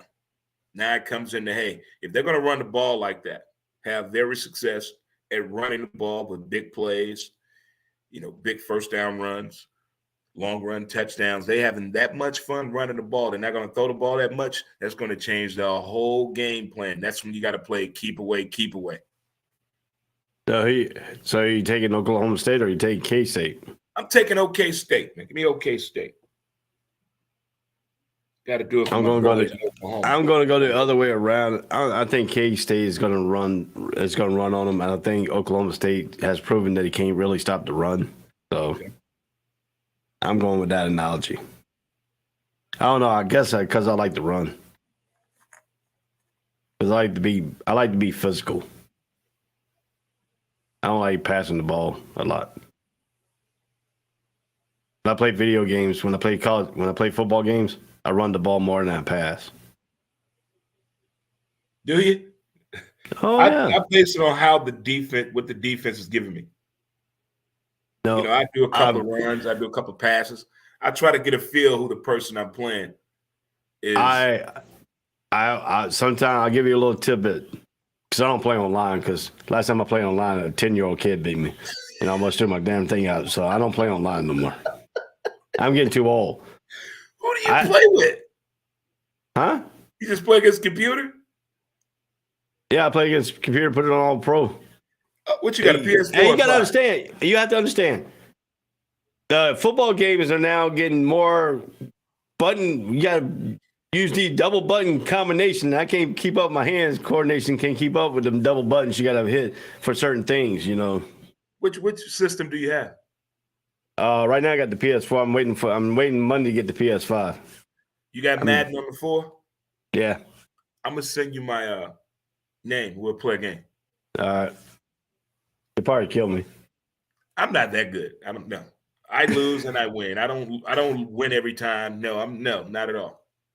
See, I played against a 10-year-old kid, and when he found out that I couldn't hit these 3-4 buttons at the same time, he just started killing me. And then I got him on the other end, and he's laughing. Then he asked me how old I was. I said, I'm 50 years old. He said, oh, no problem. That's why I'm beating you, because you can't keep up with the new system. The new system's got like 5 or 6, 8 buttons and stuff. I am. That's how 2K is. NBA 2K is like that. It's very vulgar. If you don't have you got to have thick skin to play that damn game, because them kids they say the most awful, funniest, disrespectful things on that system. But let's turn our attention to Wake Forest playing Loserville, which is Louisville, in Louisville, Kentucky today. The high-flying Demon Deacons of Wake Forest. Well, how do you see this game going today? I was really high on Wake Forest a few weeks ago, but I think something's going on with the program, and I already like Louisville's program to go with anyway. I've been liking that program for a good 8 years now. 3 weeks ago, I was pick Wake Forest hands down, but I don't know what's going on with them right now offensively, but I'm going to go with Louisville in this matchup, and they're playing at home. That's a interesting tidbit there. I mean, Louisville have won 2 straight. They beat University of Virginia 34-17, and they beat Pitt last week 24-10. Wake Forest coming in on a high 3-game winning streak to beat number 23 FSU 31-21, beat Army 45-10, and then to beat Boston College 43-15. The last 3 games. They did lose to Clemson 51-45 in 2 overtimes. They tried. They gave it they all, coach. Wake Forest comes in at 438.7 yards total offense to Louisville 419.3. Louisville does rush the ball a little bit more than the Demon Deacons. They have 195 yards per game. And 224.3 in passing, but Wake Forest comes in with a heavily passing attack of 295.7, and their rushing yards 143.0.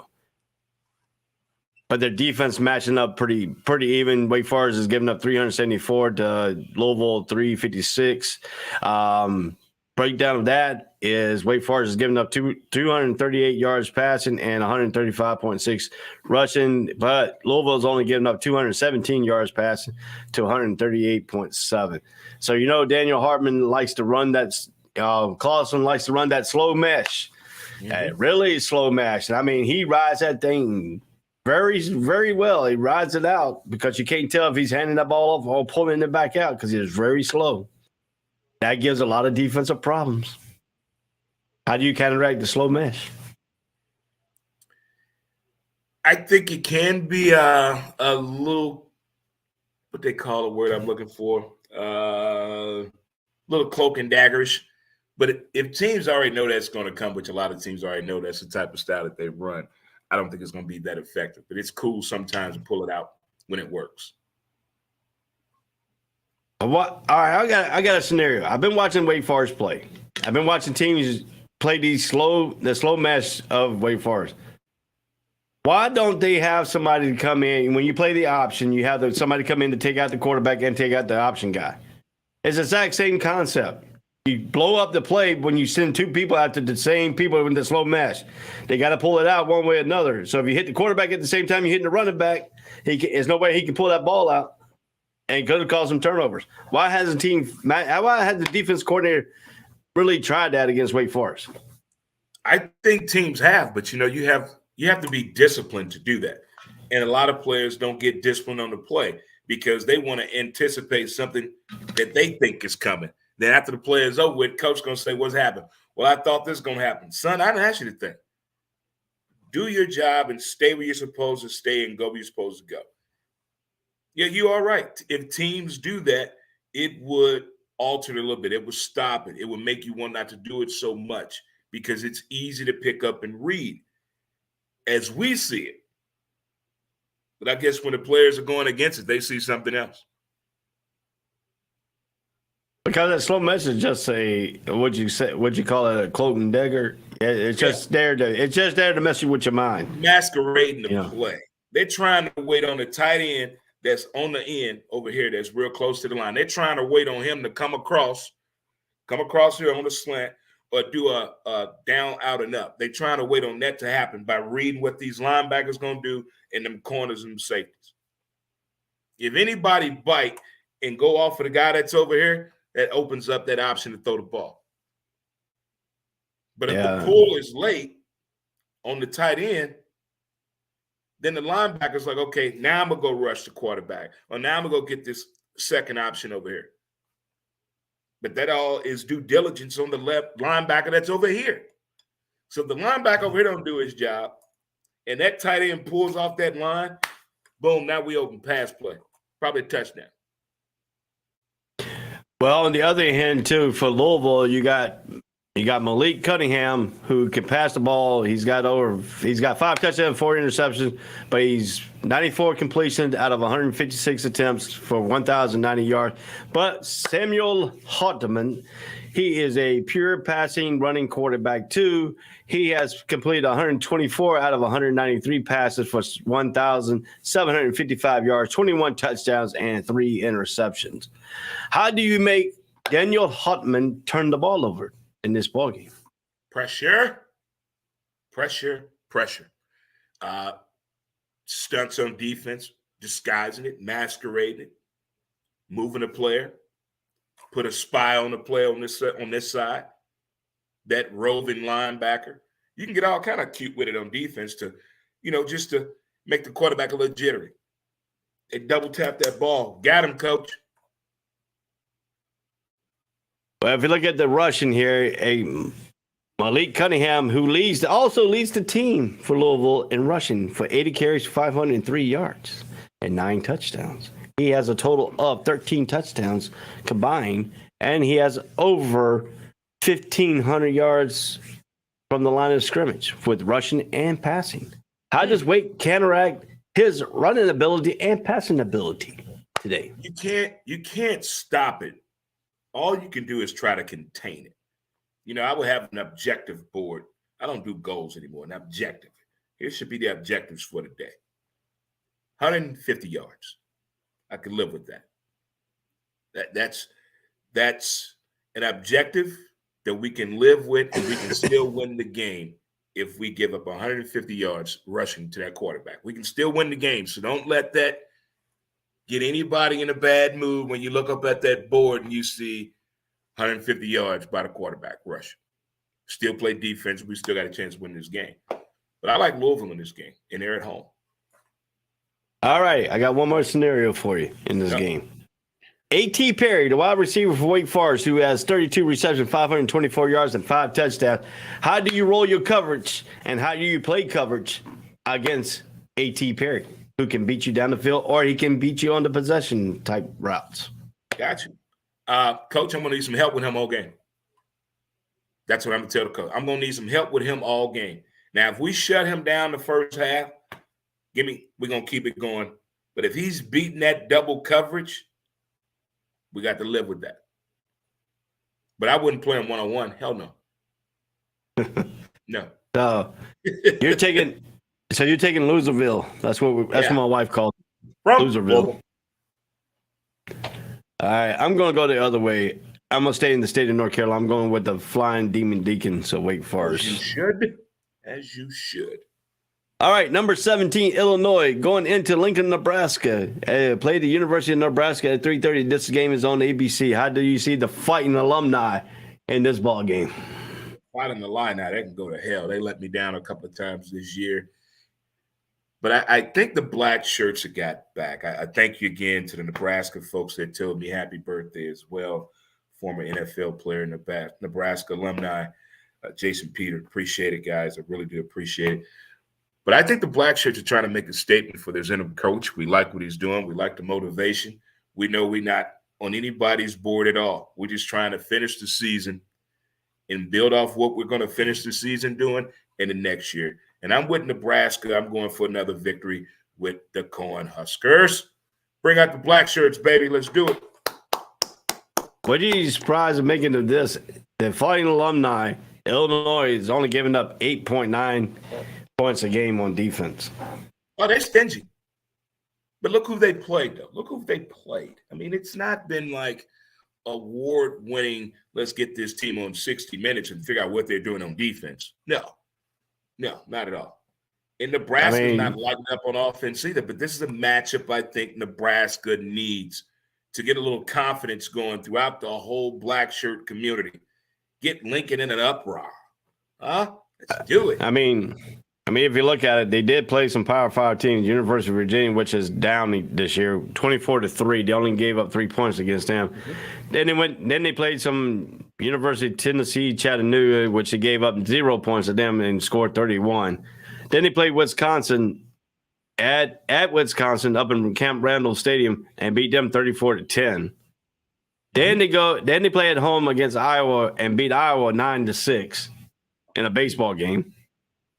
And then University of Minnesota they play at home against them, and you like Minnesota's head coach, but they beat them 26-14.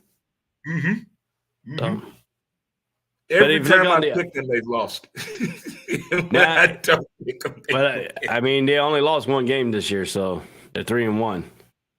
But if you look at Nebraska's last 5, they lost to Georgia Southern 45-42. They lost to number 6 Oklahoma then at 49-14. They lost to IU. They beat IU 35-21. They beat Rutgers 14-13, and then they lost to Purdue 43-37. Okay, there's hope in there, though. There's hope. So you say we got a chance, Coach? Yes. So you going to pull the corn with the Cornhuskers? I'm down. I want some corn. I'm going to Nebraska. I want the Champaign. I want the Champaign, so I'm going with the team from Champaign, Illinois. Champaign, Illinois. Yeah, Champaign. All right, number 20, Cincinnati goes into University of Central Florida outside of Orlando today at 3:30 on ESPN. I like both of those schools. So what do you take from the Cincinnati and UCF game today? I see a lot of points in this game. Lots of points. What's the over-under in this one? Well, I'm getting down to that. 81 degrees today, so there's going to be a lot of girls in part of bikini. They got the bikini, baby. 1 piece only, Daddy. 2-piece, sir. If you look at this here, they got UCF on this, according to ESPN Analytics, they got UCF 60.4% chance to win, and Cincinnati at 39.6% chance to beating them at UCF. I'm taking UCF in this. You going to take UCF? Yeah. Tell me why you're taking UCF. Give me some analogy behind your picks. Since the reason I'm picking them is the history of that school, man. Some of the great players they had, not just Dante Culpepper, but a lot of guys they've added to the program. And I like Florida. I love the people of Florida. It's just, I never would move there, ever, but I need to visit more often. Really when you move, man. No. Alligators just end up in your room for no reason at all. Yeah, but you get tax free. So you don't get double tax, state tax from nothing coming out. You know? Oh, that alligator can have all that. And I don't know. If I meet the right tree hugger, I'm coming down. I'm going to move down. Dude, if you move to Jacksonville, you don't have too many alligators going in your backyard. I haven't seen one in my backyard yet. How's the hippie community there? How is the hippie community? I need me some hippies. I need some hippies. I don't know. I don't know. Jacksonville's got a lot of homeless people, though. You might have one of those in your backyard before you have a gator. You should do stand-up, I swear. Dude, I'm going to tell you what. I could do a whole stand-up comedy from Jacksonville itself. Because yesterday, Monday, I went with one of my buddies, took me out to eat at a Mexican restaurant. And they have a little patio in the back, right? And a little pond. And they have a hospital on the other side of the pond that's got a bunch of trees on there, right? Mm-hmm. I happened to look up when a guy was coming out of the woods, setting his sleeping bag down, his stuff, taking his clothes off, going into the pond and take a bath. Hey, and my buddy didn't believe me. I said, turn around. Guy walks out butt naked. And he grabs the towels, puts it around him. He goes back in the woods where he's got a little cottage. I'm like, dude. Hey, you got to do what you got to do, man. Got to do what you got to do. And what's so funny is the Jacksonville Police Department was watching too. They were sitting outside with us watching. I was like, oh, did you see that? On my lunch break. We're off right now. Lunch break. They were like, they just looking at each other like, what the freak is going on over there? Oh, man. Yeah, they were deep woods behind the hospital, and this guy comes out, takes his clothes off, goes into the pond, comes back that buck naked, grabs his dang like he's at his house. You know? I've seen some wild shit in my day, too. That's out there. I'm like, wow. But anyway, I'm going to go the opposite direction because I'm trying to. My reason is I'm trying to increase my lead on you. So I'm going to go the opposite direction. I'm going with Cincinnati, and I think Cincinnati is going to come in with a little bit of overpowering offense, and the defense will stop this UCF offense. All righty. Northwestern playing Iowa in Iowa City in Ames with the hospital, the fourth quarter tradition. Wave at the kids up there. Northwestern has not won on U.S. soil. They have won in Ireland. The only win this season. They're playing in Kinnick Stadium in Iowa City, Iowa. Uh-oh. Is it Iowa? I am setting the mood right now. You are. Fine. Does Fitzgerald and Northwestern go to Iowa and get that first win in the United States this season? Well, I don't think they're possibly going to do it, but I think they're going to give it a good try. I think there's too much emotion in Iowa. Anytime they play at home, there's something about that Iowa fan base. Northwestern going to give it a try. It's a shame they haven't won since they've been to Ireland. It's wild. It's something else. And I think they beat Nebraska in Ireland. They did. They did. Yeah, everybody thought Scott Frost got kidnapped when he was over there or something. But look, in the meanwhile, I'll get back to my excited voice. I did a little bit of drama on this one. Northwestern's defense has given up 28.1 per game, but their offense has only scored 18.6. Iowa's offense is scoring 14 points, but only giving up 16 points. So, does Iowa get over the 28-point mark against this Northwestern defense today? No. I can't see them putting up over 28 points. No, not at all. No. I haven't seen that type of offense production out of Iowa before this matchup, where they can do it on a consistent basis. Now, their defense is very, very intimidating, Iowa. Now, if the defense puts up like 14 points, it's an achievable task, but I don't know.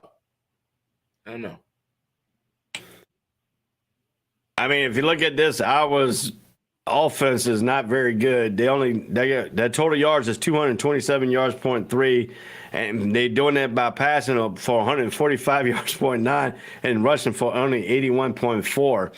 But Northwestern's offense is outgaining them with 389.1 yards total offense. That breakdown is 262 yards passing to 127 yards rushing. But if you look at the other hand, it's the opposite direction. Northwestern defense is giving up 408.4 yards a game. That's passing of 220.9 for the other team and 187.6 for rushing. But on the other hand, on the defensive side, Iowa's total defense is only giving up 278 yards, 0.3. That's 174.0 passing to 104.3 yards rushing. So now you got to figure this out. Which one's going to come to play, the offense or the defense? But it's be another defensive game. Yeah, it's going to be definitely a defensive game. That's why I'm talking about them 28 points. I mean, I could see it, but I don't know about this matchup today when it comes to that, if that's the goal. But I like now win this game, though. Do you have your booker? Do you have your bookie, your booker on speed dial today for this game? No, we're not betting on this game at all. No. Yeah. The over and under is 37.5. Ooh. And Iowa's favored by 11.5 points. That's a nice little tease. But now I think I'm only going to place probably like 6 bets today because I'm contemplating about tonight, and we got the NFL tomorrow. That's a good little thing to have. But now, do you stay with Iowa, or are you going to say Northwestern going to get their first win today in the United States? I'm going to Iowa. Yeah. Wait to the I got Iowa too. I can't bear go with Northwestern. No. Yeah. All righty. New Mexico State at UMass. Who you going with? New Mexico State. I going with the Minuteman? They're playing at UMass today. Oh, UMass. I'm going to go with New Mexico State. Where the hell are they at? I'm going with UMass in this ball game. Okay. All righty, boys.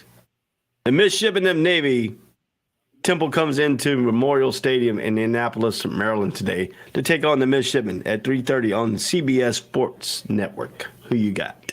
Give me my Navy all day. Yeah, I'm going with Navy in this one. Temple just awful. SMU versus Tulsa. Give me SMU, the Mustangs. Yeah, I'm going to take SMU in this one too. Robert Morris goes into Boone, North Carolina to play Appalachian State. Give me App State. Yeah, I think App State is going to win the game. Then they're going to go down to Tweetsie Railroad and ride the victory train. Choo, choo. Yeah, they're going to go play Cowboys and Indians after this game is over. Or if they lose this game, they could go to Grandfather Mountain and jump off the swinging bridge. So, but I got Appalachian State in this game also. You got Appalachian State. How about North Texas versus Western Kentucky, the Hilltoppers at Western Kentucky today at 3:30. Who you got? Say that one more time. What's the matchup?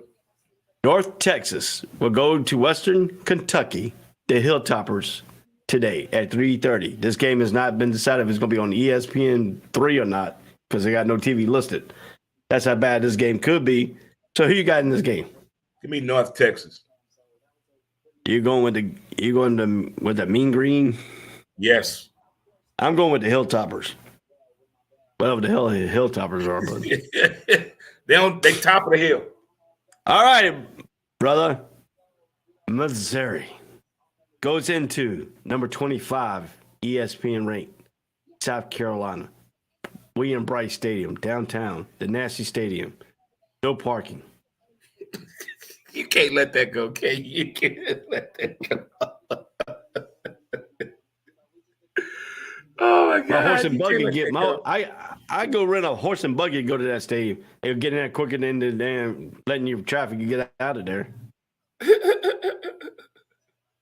I'd be scared to park my car in somebody's yard and you come back and be on bricks, you know?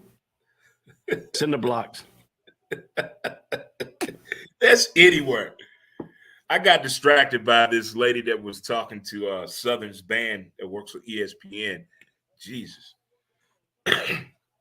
Simply beautiful. That's why I got it on, but I don't watch it. Because if a good-looking chick walks by, it just takes my attention. But, you know. I wasn't expecting that. All righty. So, you're in Missouri. You know a little bit about Missouri Tigers. Did it go to William Brice Stadium and pull the upset on the number 25 ranked South Carolina, who just made the polls this week?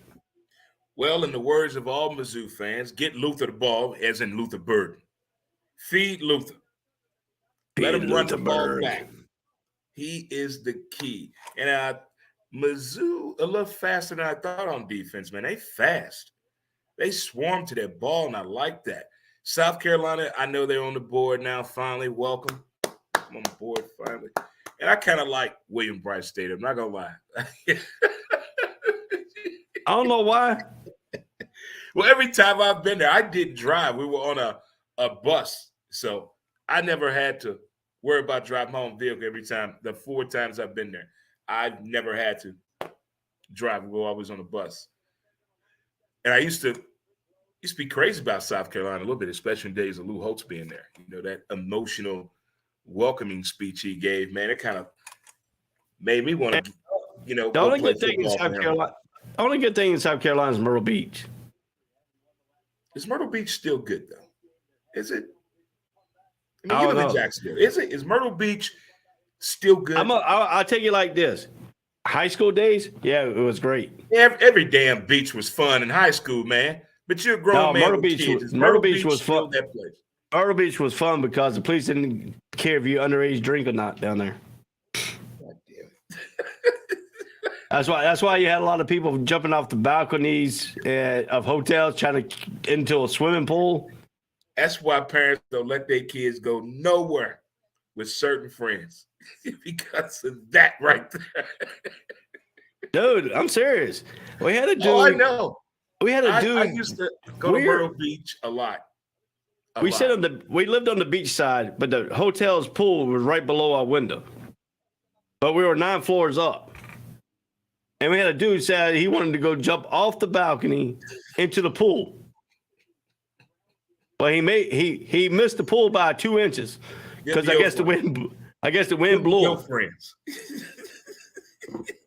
No, I wasn't on the 9th floor. I was on the 4th floor. I was talking to this was high school. I was talking to a girl on the 4th floor in her room, and next thing you know, I seen this dude come flying down the thing like Superman. We just looking at each other like we went splattered. And she's like, "Did the wind just push him?" Because he was on line. I'm gonna give you this. I'll give you the play-by-play. He was on line to hit the pool, but the last few seconds of the flight down, there was a gush of wind that kind of rotated his body to knock him off the path of the pool. Mm-hmm. He missed the pool by 2.5 inches. So.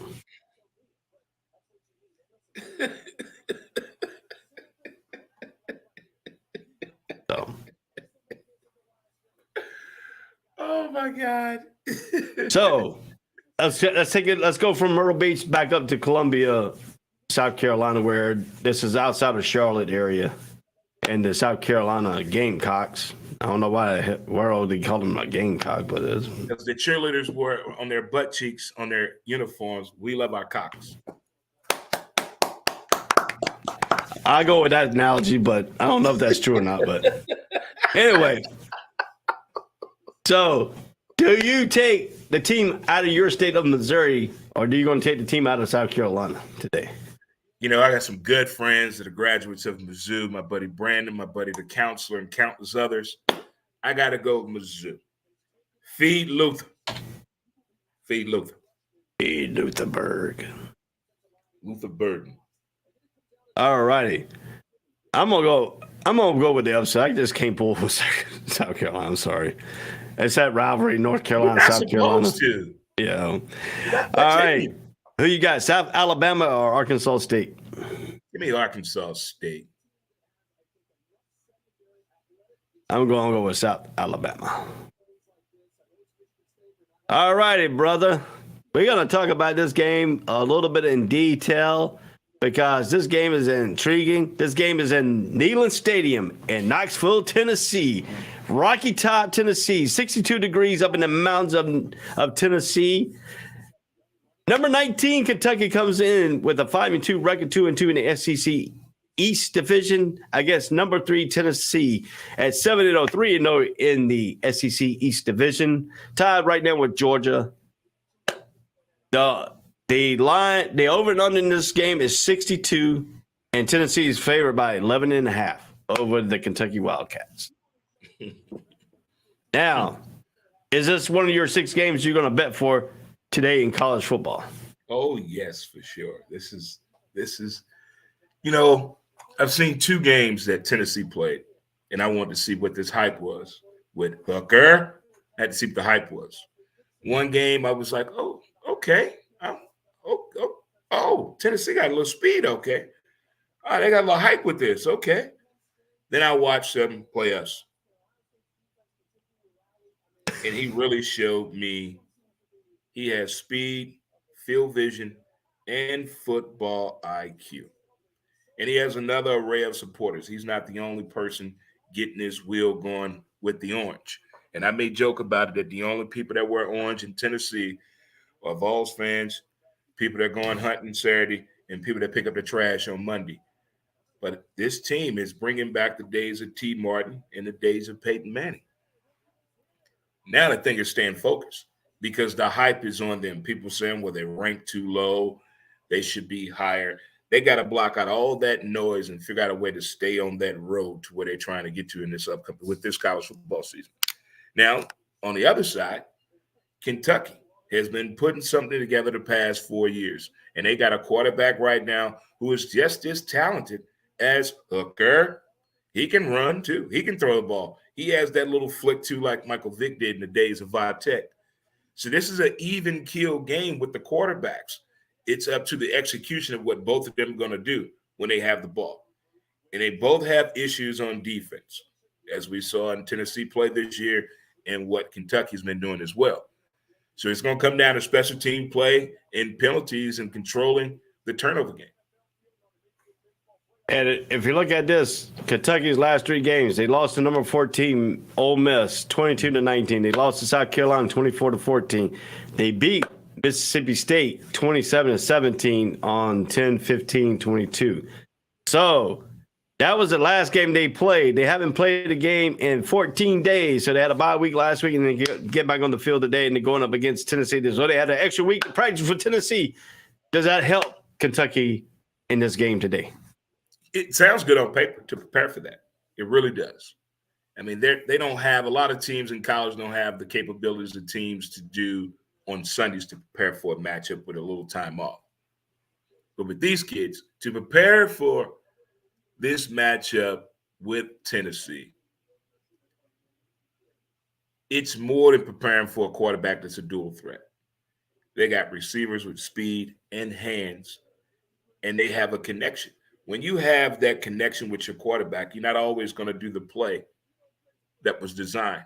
You got to improvise on that play. It's called an eye contact audible is what they call. And Tennessee has that type of connection with their players, especially with the quarterback and the receivers. So that's the one interesting thing. But the 2 weeks to prepare for a team, one thing that happens, you get healthy players. You get healthy players, and you get players that are eager, that want to get out there, that haven't been out there since the early part of the season. So that's one thing. And I think they get a chance to beef up their offensive line, that being Kentucky. That's why I think this game is going to be one of those.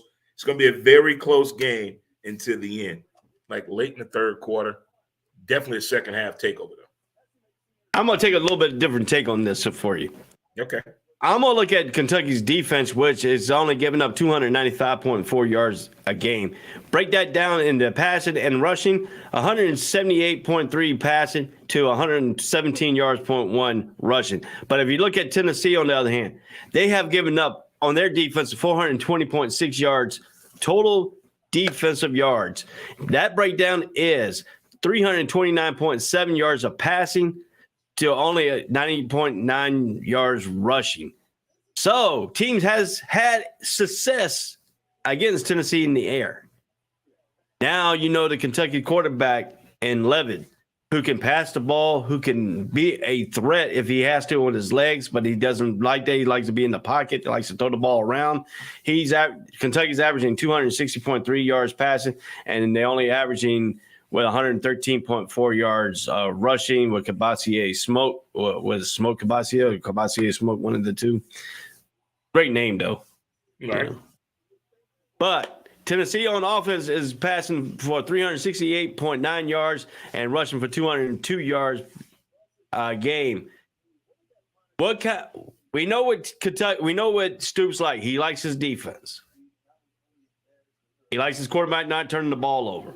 If Kentucky's do not turn the ball over today and their defense plays up to their capability, will that give Tennessee and Hendon Booker their first problem this season? Because right now, nobody has given Hendon Booker even kind of problem, not even Alabama. I mean, he was destroying Alabama. Very well so as he did. I got kind of frustrated with Tennessee because I thought they could have put that game away easily in the first half and really put Nick Saban in a very uncomfortable position. But things happened. They played the game out and they went Tennessee's way. But Josh also learned a valuable lesson in that Bama game. Go ahead and take the chances. Don't underestimate and second guess yourself. You have to go ahead and do it, coach. And that's what he did in that Alabama game. He was second guessing himself. And them second guesses put them in a situation where they almost lost that game. They had the momentum all the way through that. From the beginning of that game to they let Bama back in that game. They had the momentum going. But they found a way not to really lose the momentum of the stadium or within the players and the team itself. But they got to execute. Don't second guess yourself at all. Hooker's going to do what he needs to do to survive the play. He knows how to get rid of the ball. Doesn't take big risk anymore.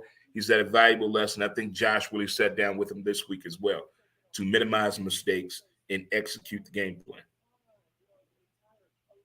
And if you look at this too, Kentucky's defense the last 2 weeks against Ole Miss and South Carolina, they given up 24 and 22 points to those teams they lost. But they only given up 17 points. So if Tennessee can't get over the 17-point mark, that looks like it's the kind of the measure for this defense, because the games that they have lost, they given up over 20 points in them two games. But the games they won, except for the NIU game, the Northern Illinois game, which they gave up 23 points, they did score 31. But there's 2 weeks between Ole Miss and number 14 getting 22 points, and they only get 19. South Carolina got 24 and only 14. They lost those two games, but they beat Mississippi State and Mike Lynch, who only given up 17 points. So if they can keep Tennessee at the 17-point range, can you see that happening, or Tennessee going to score over that 7, or going to score more than that in this game? Oh, Tennessee is definitely going to score more than 17 points. I don't think the goal should be trying to slow a team down from scoring. If you go in there trying to do that, you're going to mess something up. Tennessee is going to come out with a plan. The hype is on them. The marker is on their back. Will they try to overdo themselves, thinking they're bigger than what everybody's saying? They're going to believe the hype everybody's trying to tell them. You should be number 2 and all this. But just go out there and play the game, and Hooker's name is still going to move up on the board to get invited to New York City. But I would not try to go in there and say, hey, guys, go ahead and upset Tennessee. No. Let's go ahead and play the type of ball we know how to play. Now the question is, same side with hype. Now the question is, everybody has looked at the schedule. Mm-hmm. The next game after this Kentucky game is against Georgia on November 5th. Is the pressure on Tennessee not looking ahead on this Kentucky game could be what we call a steal game, a sleeper game, a catch game? See, I'm with what's his name, Desmond Howard on this one, man. Why are teams worried about looking ahead? They shouldn't be looking ahead. Looking ahead for what? If you look ahead, you take things out of character and out of proportion and get blows in a way that it should not even go at all. And that's not how they should be looking at this at all. Well, I mean, Tennessee is in the driver's seat, if you ask me. They're in the driver's seat to do a whole lot of things. I mean, considering what's going to happen today with Georgia and Florida, considering what happens with Bama down the stretch, considering what happens with Georgia, all those scenarios still revolve around what Tennessee has to do today. If they get complacent and think down the road, let's say, think about what's going on in Atlanta in December, that's getting out of character. I wouldn't do that. So, all that said, all this going up, I'm taking Tennessee. Who you taking? I'm taking Tennessee. So we all in agreement. I'm taking the hooker. Win.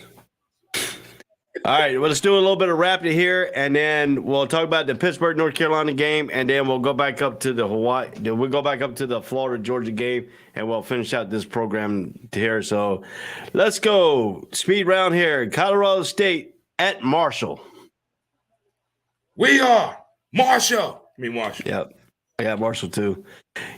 UAB, University of Alabama, Birmingham, goes into Florida Atlantic today on CBS Sports Network at 7 o'clock. Who you got? Give me UAB. I like Birmingham. Yeah, I got them too, so yeah, we'll take that. All righty. Michigan State goes into Ann Arbor, Michigan at 7 p.m. today against number 4 and your khaki pants, Jim Harbaugh. That's what you call them, khaki pants. Does khaki pants come out with a victory today? Captain Khaki Pants in Michigan. And they're playing Michigan State, right? Yep. Throw the records out the window. And we already know how I feel about Michigan State. You can get the number 1 and you know what finger I'm talking about. So I'm going with Captain Khaki Pants all day. Let's go for the mighty man of Michigan. Yeah, I'm going with Michigan, but the only thing that scares me is that you remember the last time that Michigan State won in Ann Arbor, the Michigan punter threw the ball over the kicker's head for the safety to win. Yeah, talk about being smart. All right, number 15, Ole Miss at Kyle Stadium in Texas A&M and Jimbo Fisher. Is Ole Miss going to get back on the winning track against Jimbo Fisher, or is Jimbo Fisher going to be starting to feel the way in, being on the hot seat? What is your take and how you see this game? Man, it's just there's so many moving parts in that conversation right there. I'm thinking about this Auburn situation about to get fired. I'm thinking about Texas A&M, somebody could get fired. And I'm thinking about somebody at Jackson State where things could get moved in a different way in the next 72 hours, I'm thinking. It's going to be some comments made out there. I think Jimbo is still pissed he didn't complete the mission against Bama. He had Bama where he wanted him, and he let him off the ropes. And I like Ole Miss program. I love the people of Ole Miss in Oxford, Mississippi. I think Ole Miss is trying to get back in the grace of the good people when it comes to SEC football. So I'm going to go ahead and go with Ole Miss in this one. Give me them Rebels. Yeah, I like the party in Kiffin, so, I like the party guy. So. Yeah. At first, I was a little, when your dad is an established name in any realm of coaching, in any aspect of any sport, and then the kids come up and some of them are a little cocky, a little arrogant. And that's how he was coming off to me when he first got in this business. I was like, who does some bitch think he is? You're not your father. You got to make a name for yourself. And he's finally doing it now. And I think he's at the right place to do that. Yeah, Jimbo Fisher kind of rubbed me the wrong way. I know it was the University of Florida State doing it, but I think Jimbo Fisher kind of forced their hand and getting rid of Bobby Bowden, not the way Bobby Bowden wanted to get rid of. I wanted him to be on – he deserved to go out on his own terms. And Jimbo Fisher, when he took over that Florida State job and then he left Florida State the way he did, and you kicked one of the greatest football coaches out of the game, and forced him out to retire early than what he expected to. Mm-hmm. To me, I think that just said wrong, and I just don't go right with that. That's why I'm picking Ole Miss in this ball game. So I've learned something being a fan of sports my whole life. Thank you, Dad. When players and coaches leave, the exit strategy doesn't always go the way we want it to go. For the very few that leave the way we think they should and the way they should, we feel good about that. But those ones that don't really get it, it is a damn shame. Arizona State at Colorado. Who you got?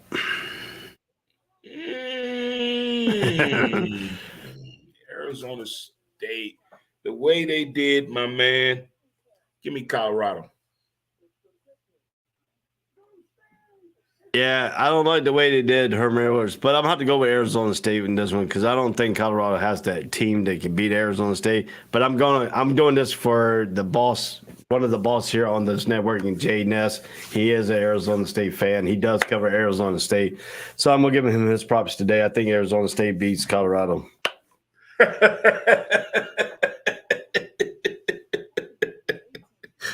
I like the way you put that so eloquently. The Baylor Bears go to Lubbock, Texas, to the Texas Tech Red Raiders. Who you got? You know, I really never paid attention to Robert Griffin III until his wife started posting videos on TikTok. Damn! But he's not at Baylor no more. And I'm going with the Red Raiders. Yeah, I'm going to go with the Red Raiders, too. I've been going against them and blah, blah, blah. All right. Middle Tennessee at UTEP. Who you got? Give me the Texas El Paso, baby. Let's go. I got Texas El Paso. Stafford at number 12, UCLA. Who you got? Who UCLA playing? Stanford. Give me UCLA, man. I don't know what. Yeah, I got UCLA getting back on top of that. San Diego State at Fresno State. Who you got?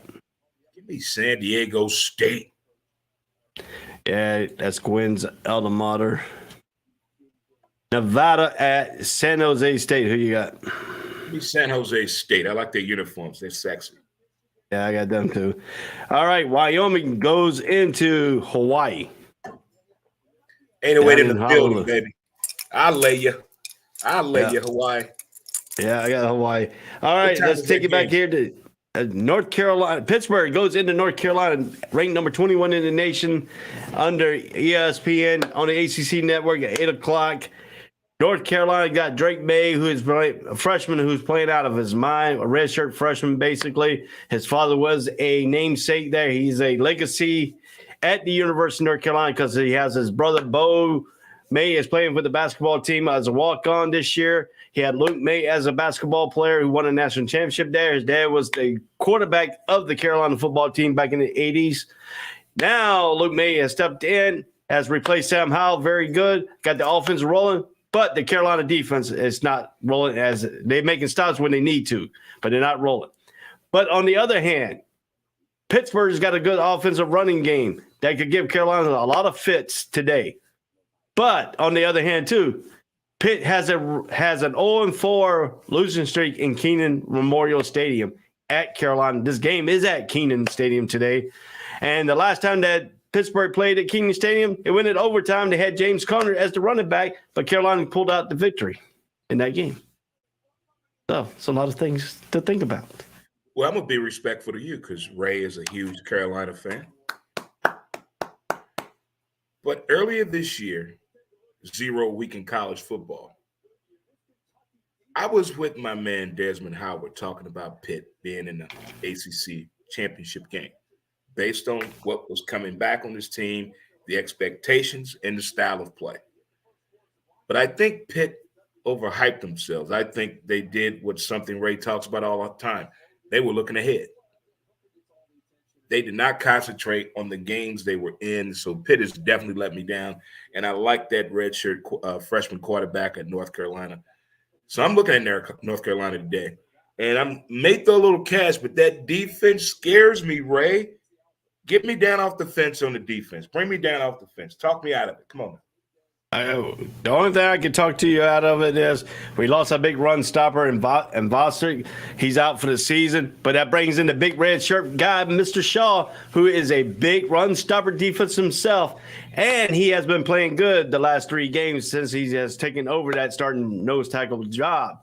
But on the other hand is North Carolina's pass rush has to get to the quarterback today because they can't leave Pitt's wide receiver wide open down the field and have them pick them apart. What's the size of this nose tackle? What's his size? Give me his size of this kid. You may give his Shaw size? Yeah, give me his size. He's like, let me bring him up. He's like 6 foot. Let me just see if I can bring him up here real quick.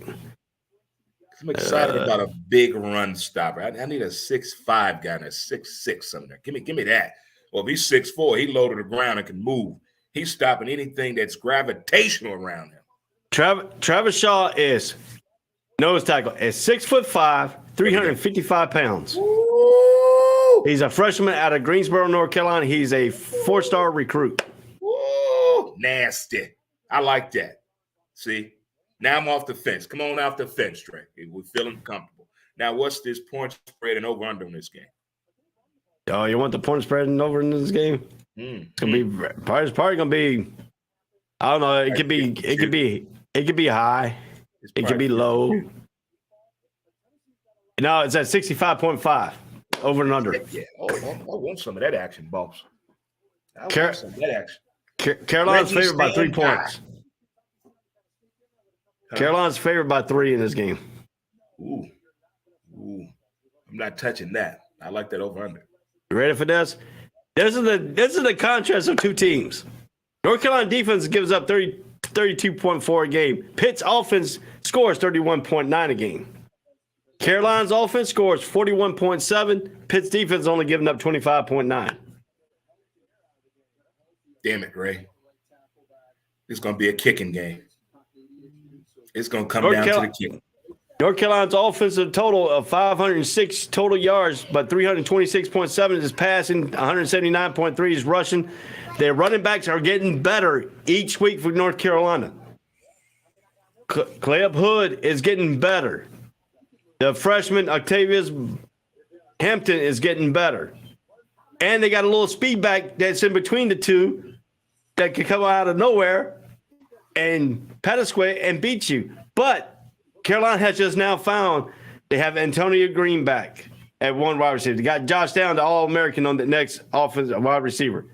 Guess who they got at the thing? They got Passor, who has been playing great when Downs was out. They found him. Now he is playing the slot. So now you got 3 out of the 4 wide receivers for North Carolina to go to 4 wide. You can't play Downs one-on-one no more. You can't play Downs, double-team Downs with the safeties. If you do that, Pastor will kill you.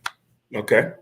How does Pitt defense roll their coverage now? Because you got the 2 running backs who are now playing very good running game, and you got Drake May, who is undoubtedly caught as a pocket passer, but now he can run the ball too. So when he gets involved in the running game, now you got to spread out Pitt's defense. And now you're taking their linebacker, their heart of that defense, and linebackers have got to play up against these great tight ends. And Nesbitt, who is a mismatch to any linebacker in the ACC. That's a mismatch if you put a linebacker on him. So you got to take one of your safeties and put it on him. But then you got the other two tight ends who played very good, Morales and Copenhagen, who both can catch the football too. So how do you play them? How did the defense play them? That you talk about Pitt's defense, right? Yeah. How does Pitt defense you course this with all them weapons? You named a whole lot of weaponry that Carolina has. And last time I checked, outside of the people on the offensive line, there's not too many people I got to worry about other than the receiver and the running back that could possibly score in the tight end. Now, can Pitt have anything to slow that down defensively? With all that you said, here's what I see happening on Pitt defense. It's going to be a lot of talking. It's going to be a lot of hand moving because it's going to be a lot of moving parts on what Carolina presenting all that is, as you stated, look like that defensive pick going to be real, real busy. That's why I'm saying this being a high-scoring affair. Few turnovers, not that many. I think combined turnovers probably 4 combined turnovers. And if you want to know, Drake Mays only have 3 interceptions so far, but he has 24 touchdowns. Redshirt freshman, I like it. I like it. Slavius, the quarterback for Pitt, has 5 touchdowns and 5 interceptions. But on the other hand, crazy. I'm gonna tell you who scares me on Pitt. Who's that? Is the running back, and I can't pronounce his name. His name is Abanikada. Abanika. Oh, I don't know his. I mean, I think I butchered his name. I have to listen to see what they said. He has 157. We're gonna call him Lawrence. He has 157 carries, but 959 yards and 13 touchdowns. Their running game is solid for Pitt. That's what Carolina has prided himself as do. But North Carolina does give up a lot of passing yards on defense. Okay. Which Pitt does not pass that much. According to this guy's numbers, he only got 1,325 yards, but he only has five touchdowns and 5 interceptions. Okay. North Carolina's defense and passing gives up 290 yards passing, and they give up 186 yards rushing. So that's the thing. It's going to be the rushing defense against that rush offense.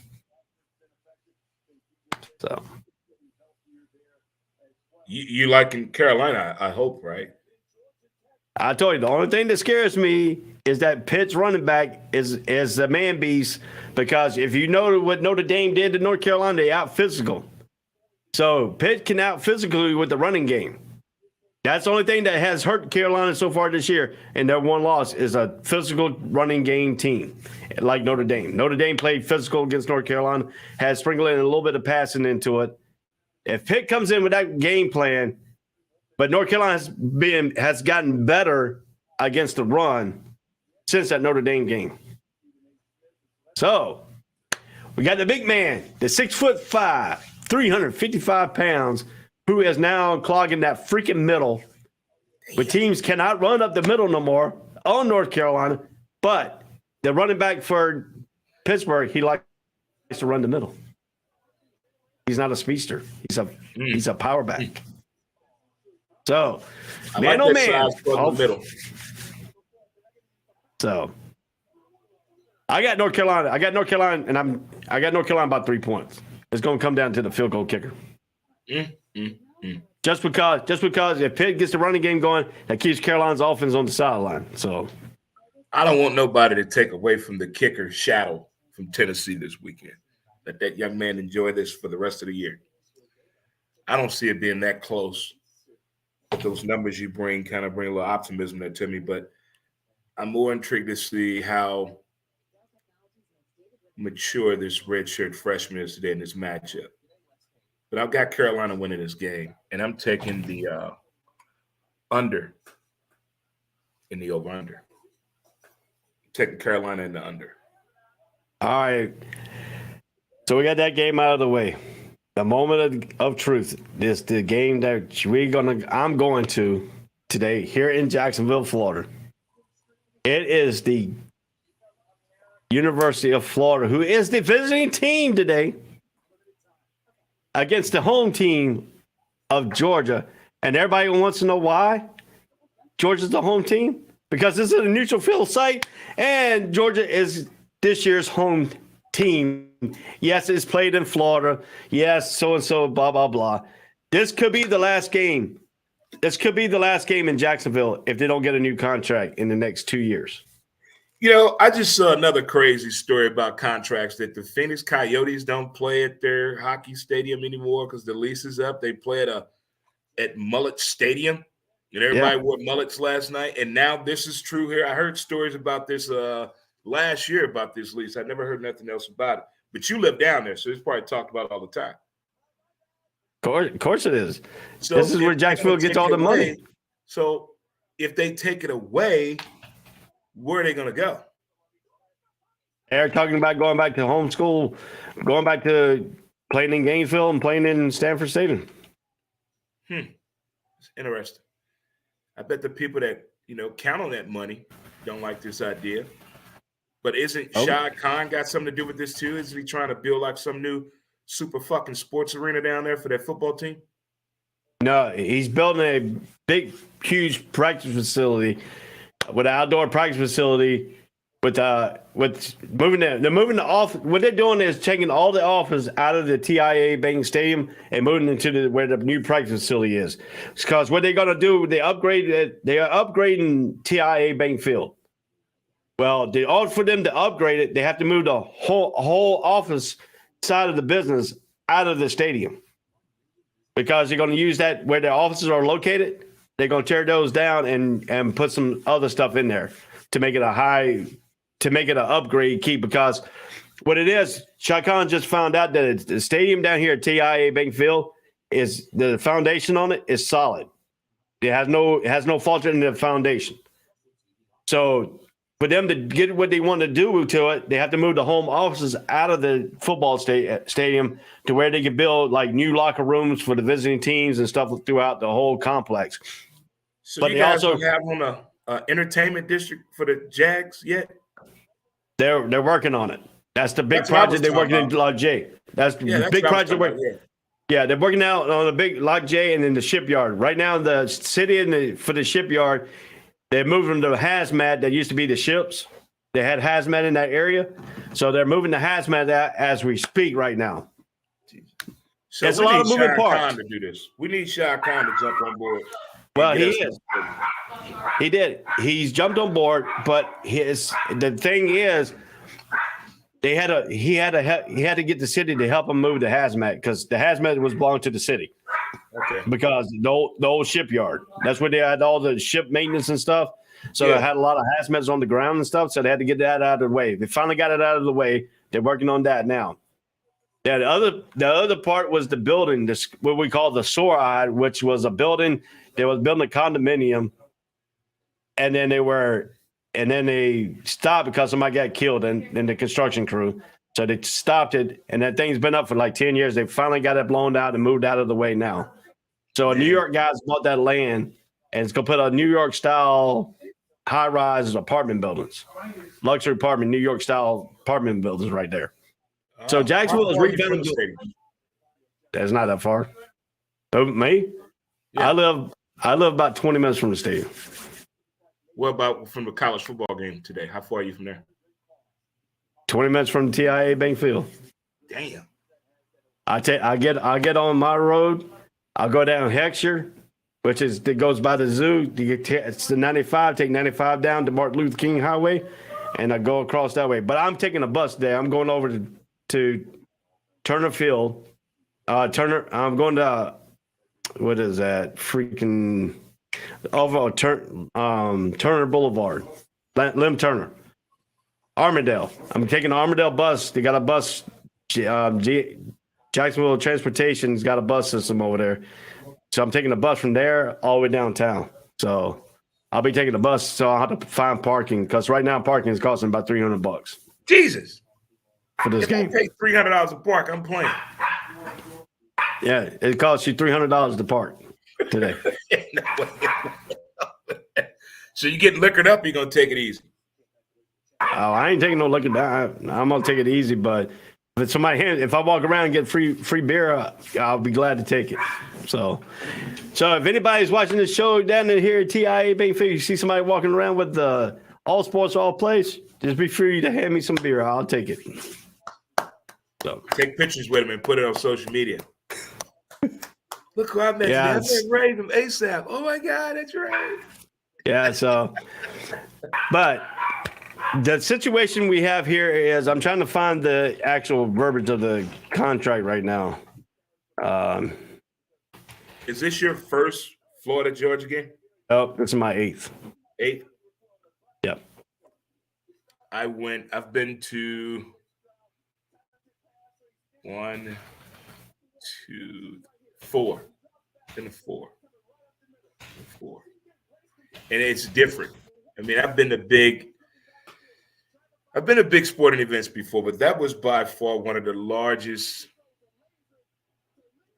experiences for a fan of that's your team playing. You know, when I went to Tennessee was playing think South Carolina. No, Tennessee played Kentucky. Yeah, that was insane. That is something else right there. But that largest outdoor cocktail party, them people in Jacksonville, just for that game, and we got there about 6 o'clock in the morning, maybe 7. Just going around getting sound bites for the show, meeting people, seeing the RV set up, the food, the energy, the alumni, how far people come to this game. It's so much that goes on.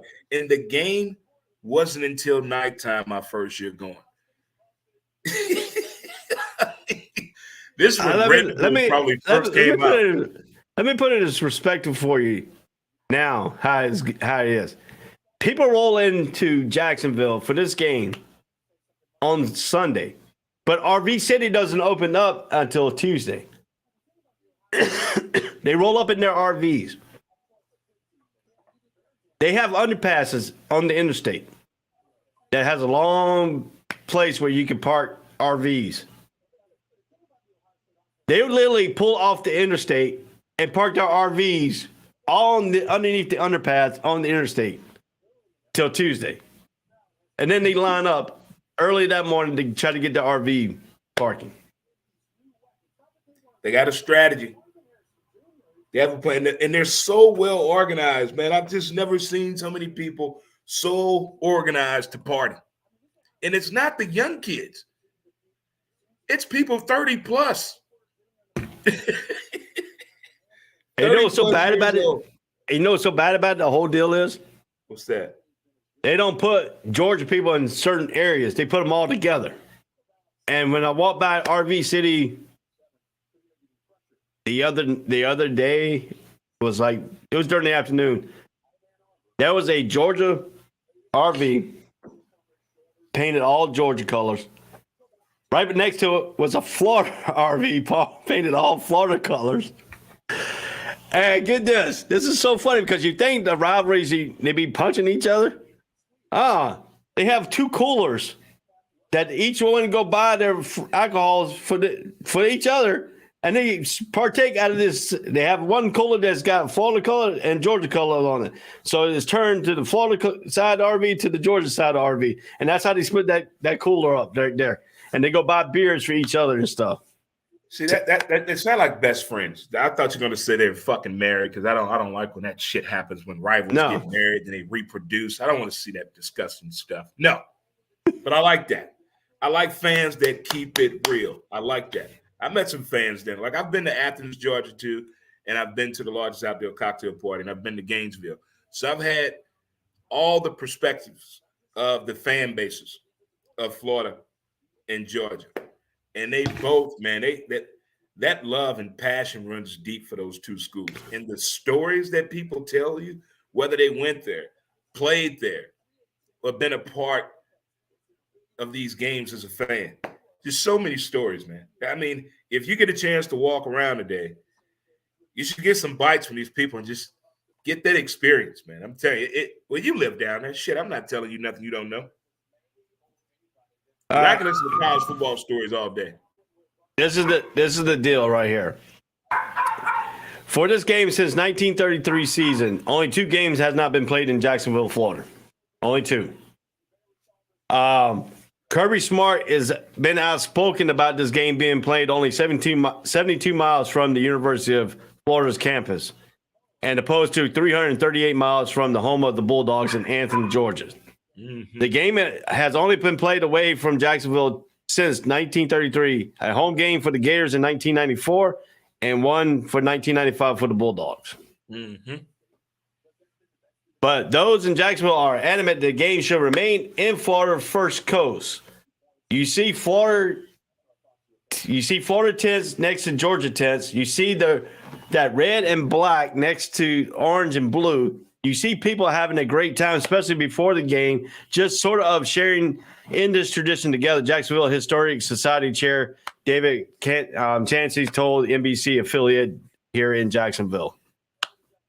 So Jacksonville needs this game to stay because it helps the economy here in Jacksonville. Because I'm telling you, if Georgia wins this game, I mean, let's put it in perspective. If Georgia wins this game, Georgia's fan stays in Jacksonville an extra 5 days. Are you shitting me? No, they stay in Jacksonville for an extra 5 days. Honey, your brother got to go. I know they won the damn game, but he got to go. They will stay in Jacksonville an extra 5 days. That gives Jacksonville treasurer said it gives Jacksonville an extra $2.5 million for those 5 days they stay extra. Oh my God. Man, that is now insane. if Florida wins this game, Georgia fans will stay an extra 72 hours just to get out of there. Where you going? I thought we were in the trust tree. Where you going? And then say that Jacksonville lose about a point. I think she said was $0.15 million or something they lose if Florida wins. It could be one of those days, man. I don't want to overhype it. I don't want to jinx it, but I think hi Anthony, if he has a good day, a balanced day, and understand how to read the defense, please give him the right film work.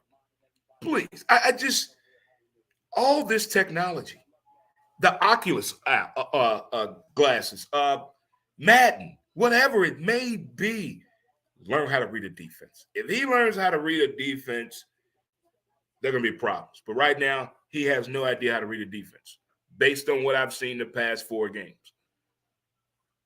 Well, let's look at this. 56.5 is the over and under in this ball game. Florida is the underdog by 23 points.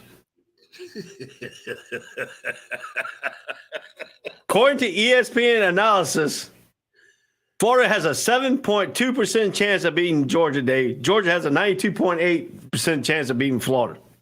So you saying we got a chance, Coach? 7.2%. Very small. About this much of the pie. People never. You want to see the pie? You want to see the pie? Yeah, show me the pie. Show me the pie. Show me the pie. All right, let me move this over to a different screen, and I will show you. I will show you this big red pie over here with a little bit of blue in it. So let me find the share. Go to the share screen. Share screen. About to go over to the big pie. You ready? Yeah. There you go. Oh my God. Brutal. See the big pie right there? It's brutal, man. That's brutal. The big pie. That is the big pie right there. That hurts, Ray. That hurts right here. And I asked you want to see the pie. You said yes, so. I'm focused now. Hey, we got this. We got this. But Georgia's going to beat us today. But I'm going with the points. What you say the over-under was again? 56.5. I'm going over that. You going over? Yeah. You think Georgia's going to win by 23 points? Oh, yeah. What's the quarterback name? Stinson. He's been in college, 17 years now? You know, he's trying to get that name on the board again. Everybody knows he's there, but he doesn't really have those numbers. You know what I mean? He's there, but it's been more about the defense. It's been more about Georgia's defense than more about Stinson Bennett. Is Stinson Bennett undefeated against Florida as a starting quarterback? Yeah, I do believe so. Yeah, I do believe so. This is what you got to think about right here. This is what you got to think about. I want to touch bases on this. This is just it hurts my eyes right now. Uh-oh. Georgia defense has only given up 9.1 points a game. Scary. If you break that down statistically, I'm gonna break it down to you in a minute. You got people scratching their head like, what? I'm gonna break it down to you in a minute here. You ready? Defensive yards allowed by Georgia is 247.1 a game. They only allow 163.7 in the air, and on the ground they only allow 83.4 rushing. Most of those yards came from that Mizzou game, I do believe. Mm-hmm. Mizzou's the only team to put them numbers up against them. Before that Mizzou game, I bet the numbers were even more scarier. No, Kent State put some numbers on them too. Oh, that's right. That was that crazy ass game. I was like, what the hell going on with Georgia? Yeah, because the Kent State game was 39-22 was the final score. Yeah. Missouri was the closest. It kept Georgia out of the 30-point mark. They only allowed Georgia 26-22. That was Mizzou could have had that game. Yeah. Mizzou should have won 3 games this year that they lost. Wasn't that a mysterious fumble? Yeah. 2 of them for sure. But Georgia's only given up 22 points in 2 games. That's the biggest amount of points they have given up. Florida, on the other hand, they only averaging 31.1 a game. We can't. What does give up the big play? We got the big play. We don't have no consistency in stopping the run at all. We just give up. We have a good part in doing it, and then something goes wrong. Maybe it's the substitutions. Maybe it's the language. But we'll be doing good job on stopping the run, and then 5 plays in a row, you're getting over 17 yards a carry. Come on, man. Make it make sense. Hey, are you ready for this? Florida's defense breakdown is 429 yards, 0.3 per game. Passing yards, they're giving up 244.3, and they're giving up 185 yards rushing. What does Georgia like to do? Georgia like to run the ball, don't they? Run the ball. And play action pass off the run. So, if Florida's defense cannot stop the run today, I'm going to be highly entertained watching Ayers Benson going up through the air and some deep routes today. I like that. But I did tuck myself away. I am sitting on the Georgia side because last time I sat on the Florida side, one of the Florida, I wasn't even wearing anything that says Georgia on me, except for the Atlanta Braves hat. And he thought it was an Alabama hat, and he started fighting me because he thought I was an Alabama fan. Until I turned my hat around and showed the Major League Baseball emblem. So what are you wearing today? The ASAP shirt and what else? What, you wearing a hat? I want to wear your wig.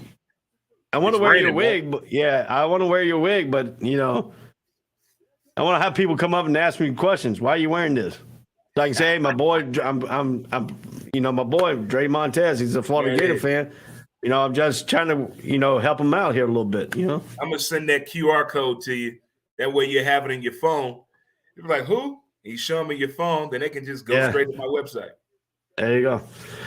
But so I'm going to be at this game today. We got about 2 minutes left here. 2 minutes, get you out to kick off. We had a little bit of air time to get on here, but we got it all straightened out. So we know it next time. So we know next time that I can use my Google thing to send you the link just in case it does break out. So you need to get with the legal staff here at ASAP and figure out what's going on with you on Facebook. I don't know. It's just I went to one. I posted in one group, and then the next thing you know, it just started cutting me off. You're the second person in the last 2 days that have told me something happened on Facebook and it took everything away. That just happened between you and I earlier before the show came on. Yeah. I'm wondering, is it content? Did you? No. Well, it said that it was against ASAP sports. Now, how does a sport is against a community policy? Because I know what you did.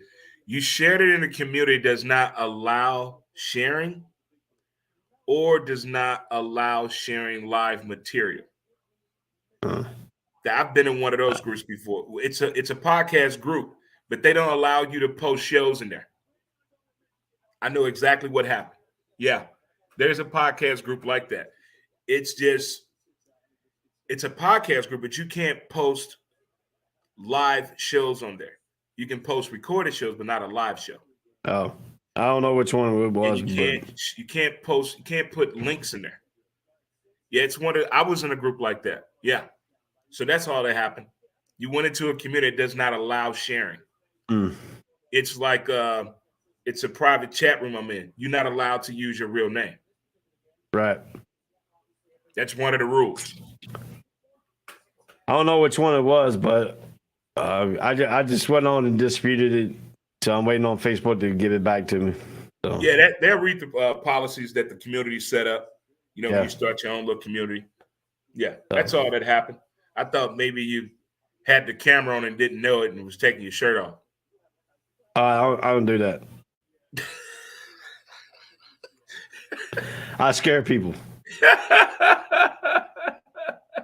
I might break my camera. And I tell you what, I am very proud of what ESPN and College Game Day did. That was pretty damn cool. I don't know if you've ever been to a College Game Day event, but it is something I will never, ever forget. I mean, it was like seeing Santa. When you see that big ass RV come in, man, that's just unreal. Unreal. And they in Jackson, this thing is unreal. I never thought they would go to a HBCU during the season. Now, what they did in the preseason, that was pretty cool. But in the past 5 years, what's going to HBCU sports, I like it. I was surprised they went to Appalachian State. What? I was surprised they went to Appalachian State. Ever since the earthquake game, App State has been on everybody's mind. I know, but College Game Day was first trip was this year. They've been if COVID wouldn't have happened, they were supposed to have been up there 2 years ago. Oh. But anyway. So who you got in this game? I'm taking Georgia. I'm just gonna let you straight out with you. I'm going with my Gators, man. I'm a Gator fan. I'm a Gator fanatic, baby. I'm a Florida football Gator fan. BB. Ha ha, say what a Florida Gator. I was at the concert because Luke Bryan he's a Georgia native. He's a Georgia Bulldog fan. And he sung one of the songs that had Georgia in it and talking about the Gators and Bulldogs. He got booed. He got booed by the Gator fans. And then he started the dog chant. And I did not see how many dog fans were in there. Everybody was doing the chant. And it was Gator fans were like, what the freak? They were outnumbered in this concert last night. They were outnumbered. What's that song? She freaking hates me. Met a girl, thought she was grand. That song had just came out, and we beat Georgia. And we tore that goalpost down. And we walked it down the landing, baby. And we're going to do it again today. Let's go Gators, baby. Let's go Gators. And I'm taking Jackson State over Southern, by the way. Oh, we ain't got that on the menu. Yeah, I'm taking Jackson. We don't do the lower rank things. We need to next year. Next year we're gonna do all college football. We're gonna include the HBUs. We're gonna include all the way down. That's 250 games a week, dude. We're gonna need a bigger boat. Dude, man, hey, you got to remember we got to expand. Oh yeah. Hey, I tell you what. One thing I do, the other shows on the ASAP network, all the sports shows, I think we should do something for a year end. We are. End of the year, and like everybody, like a big screen, get everybody on the screen. Everybody. Yeah. I think that'd be pretty cool. That way everybody get to meet everybody that's behind the scenes of ASAP and thank all the listeners, the sponsors, the fans, and whoever's been listening and watching. Do like a year to end, like our New Year's Eve. We need to do like the all sports, all plays SB type show. Yeah, that'd be cool too. So. There's every sports genre has a show on ASAP, I do believe. Yeah. Well, Dre, it has been good times there. Time fly by quick when you're having fun here on the All Sports, All Plays College Breakdown Show. We don't know what Dre. Sometimes he'll dress up with his Hawaiian lei, his gator outfit on, his hat. My cocktail balls. He's getting prepared. He's got friends coming over. Or he's going to see some friends? Hell no. We're watching football all day here in the headquarters. I ain't going nowhere. I thought you had one of your friends come over and watch the Georgia-Florida game with you. No, she's out of town. She's in Colorado, Red Rocks. They're going to a concert tonight. Hey, Cassie. Hey, Larry. Brunosco. Oh, so you're going to be all by yourself. I'm scared about your TVs then. You might have want to anchor your TVs down. That's you. I would never touch my babies. I can't throw it. Now, if you see some people falling out of the stands, I might be throwing them out of the stands. You know, but I won't be near my TVs today, except for when I get back to watch the Carolina game. So I'm about to order my lunch right now, and right at halftime, go get my food, come right back. Locked in football all day. So it's been Dre and Ray. This has been the All Sports, All Plays College Breakdown. It's been a good time having fun here with Dre, my buddy, my man, my brother, from all ages. Everything, we got everything going on. So it has been good times here rolling, but we got to go. Till next Saturday at 9 a.m. Hopefully the technical difficulties will be out of the way by then. So we're back on the normal. Good luck to your Gators. You know it. But I need Georgia to win so I can add some more speed to myself. So it's been good. So everybody have a good day. Stay safe. Watch a lot of college football. Don't throw TVs out of your house. If you go to West Virginia, don't be kissing your cousins up there, And if you go to William Bryce Stadium, South Carolina, make sure you take a bus in there. Don't put your car in there. So everybody have a good day. Talk to y'all later. Peace out.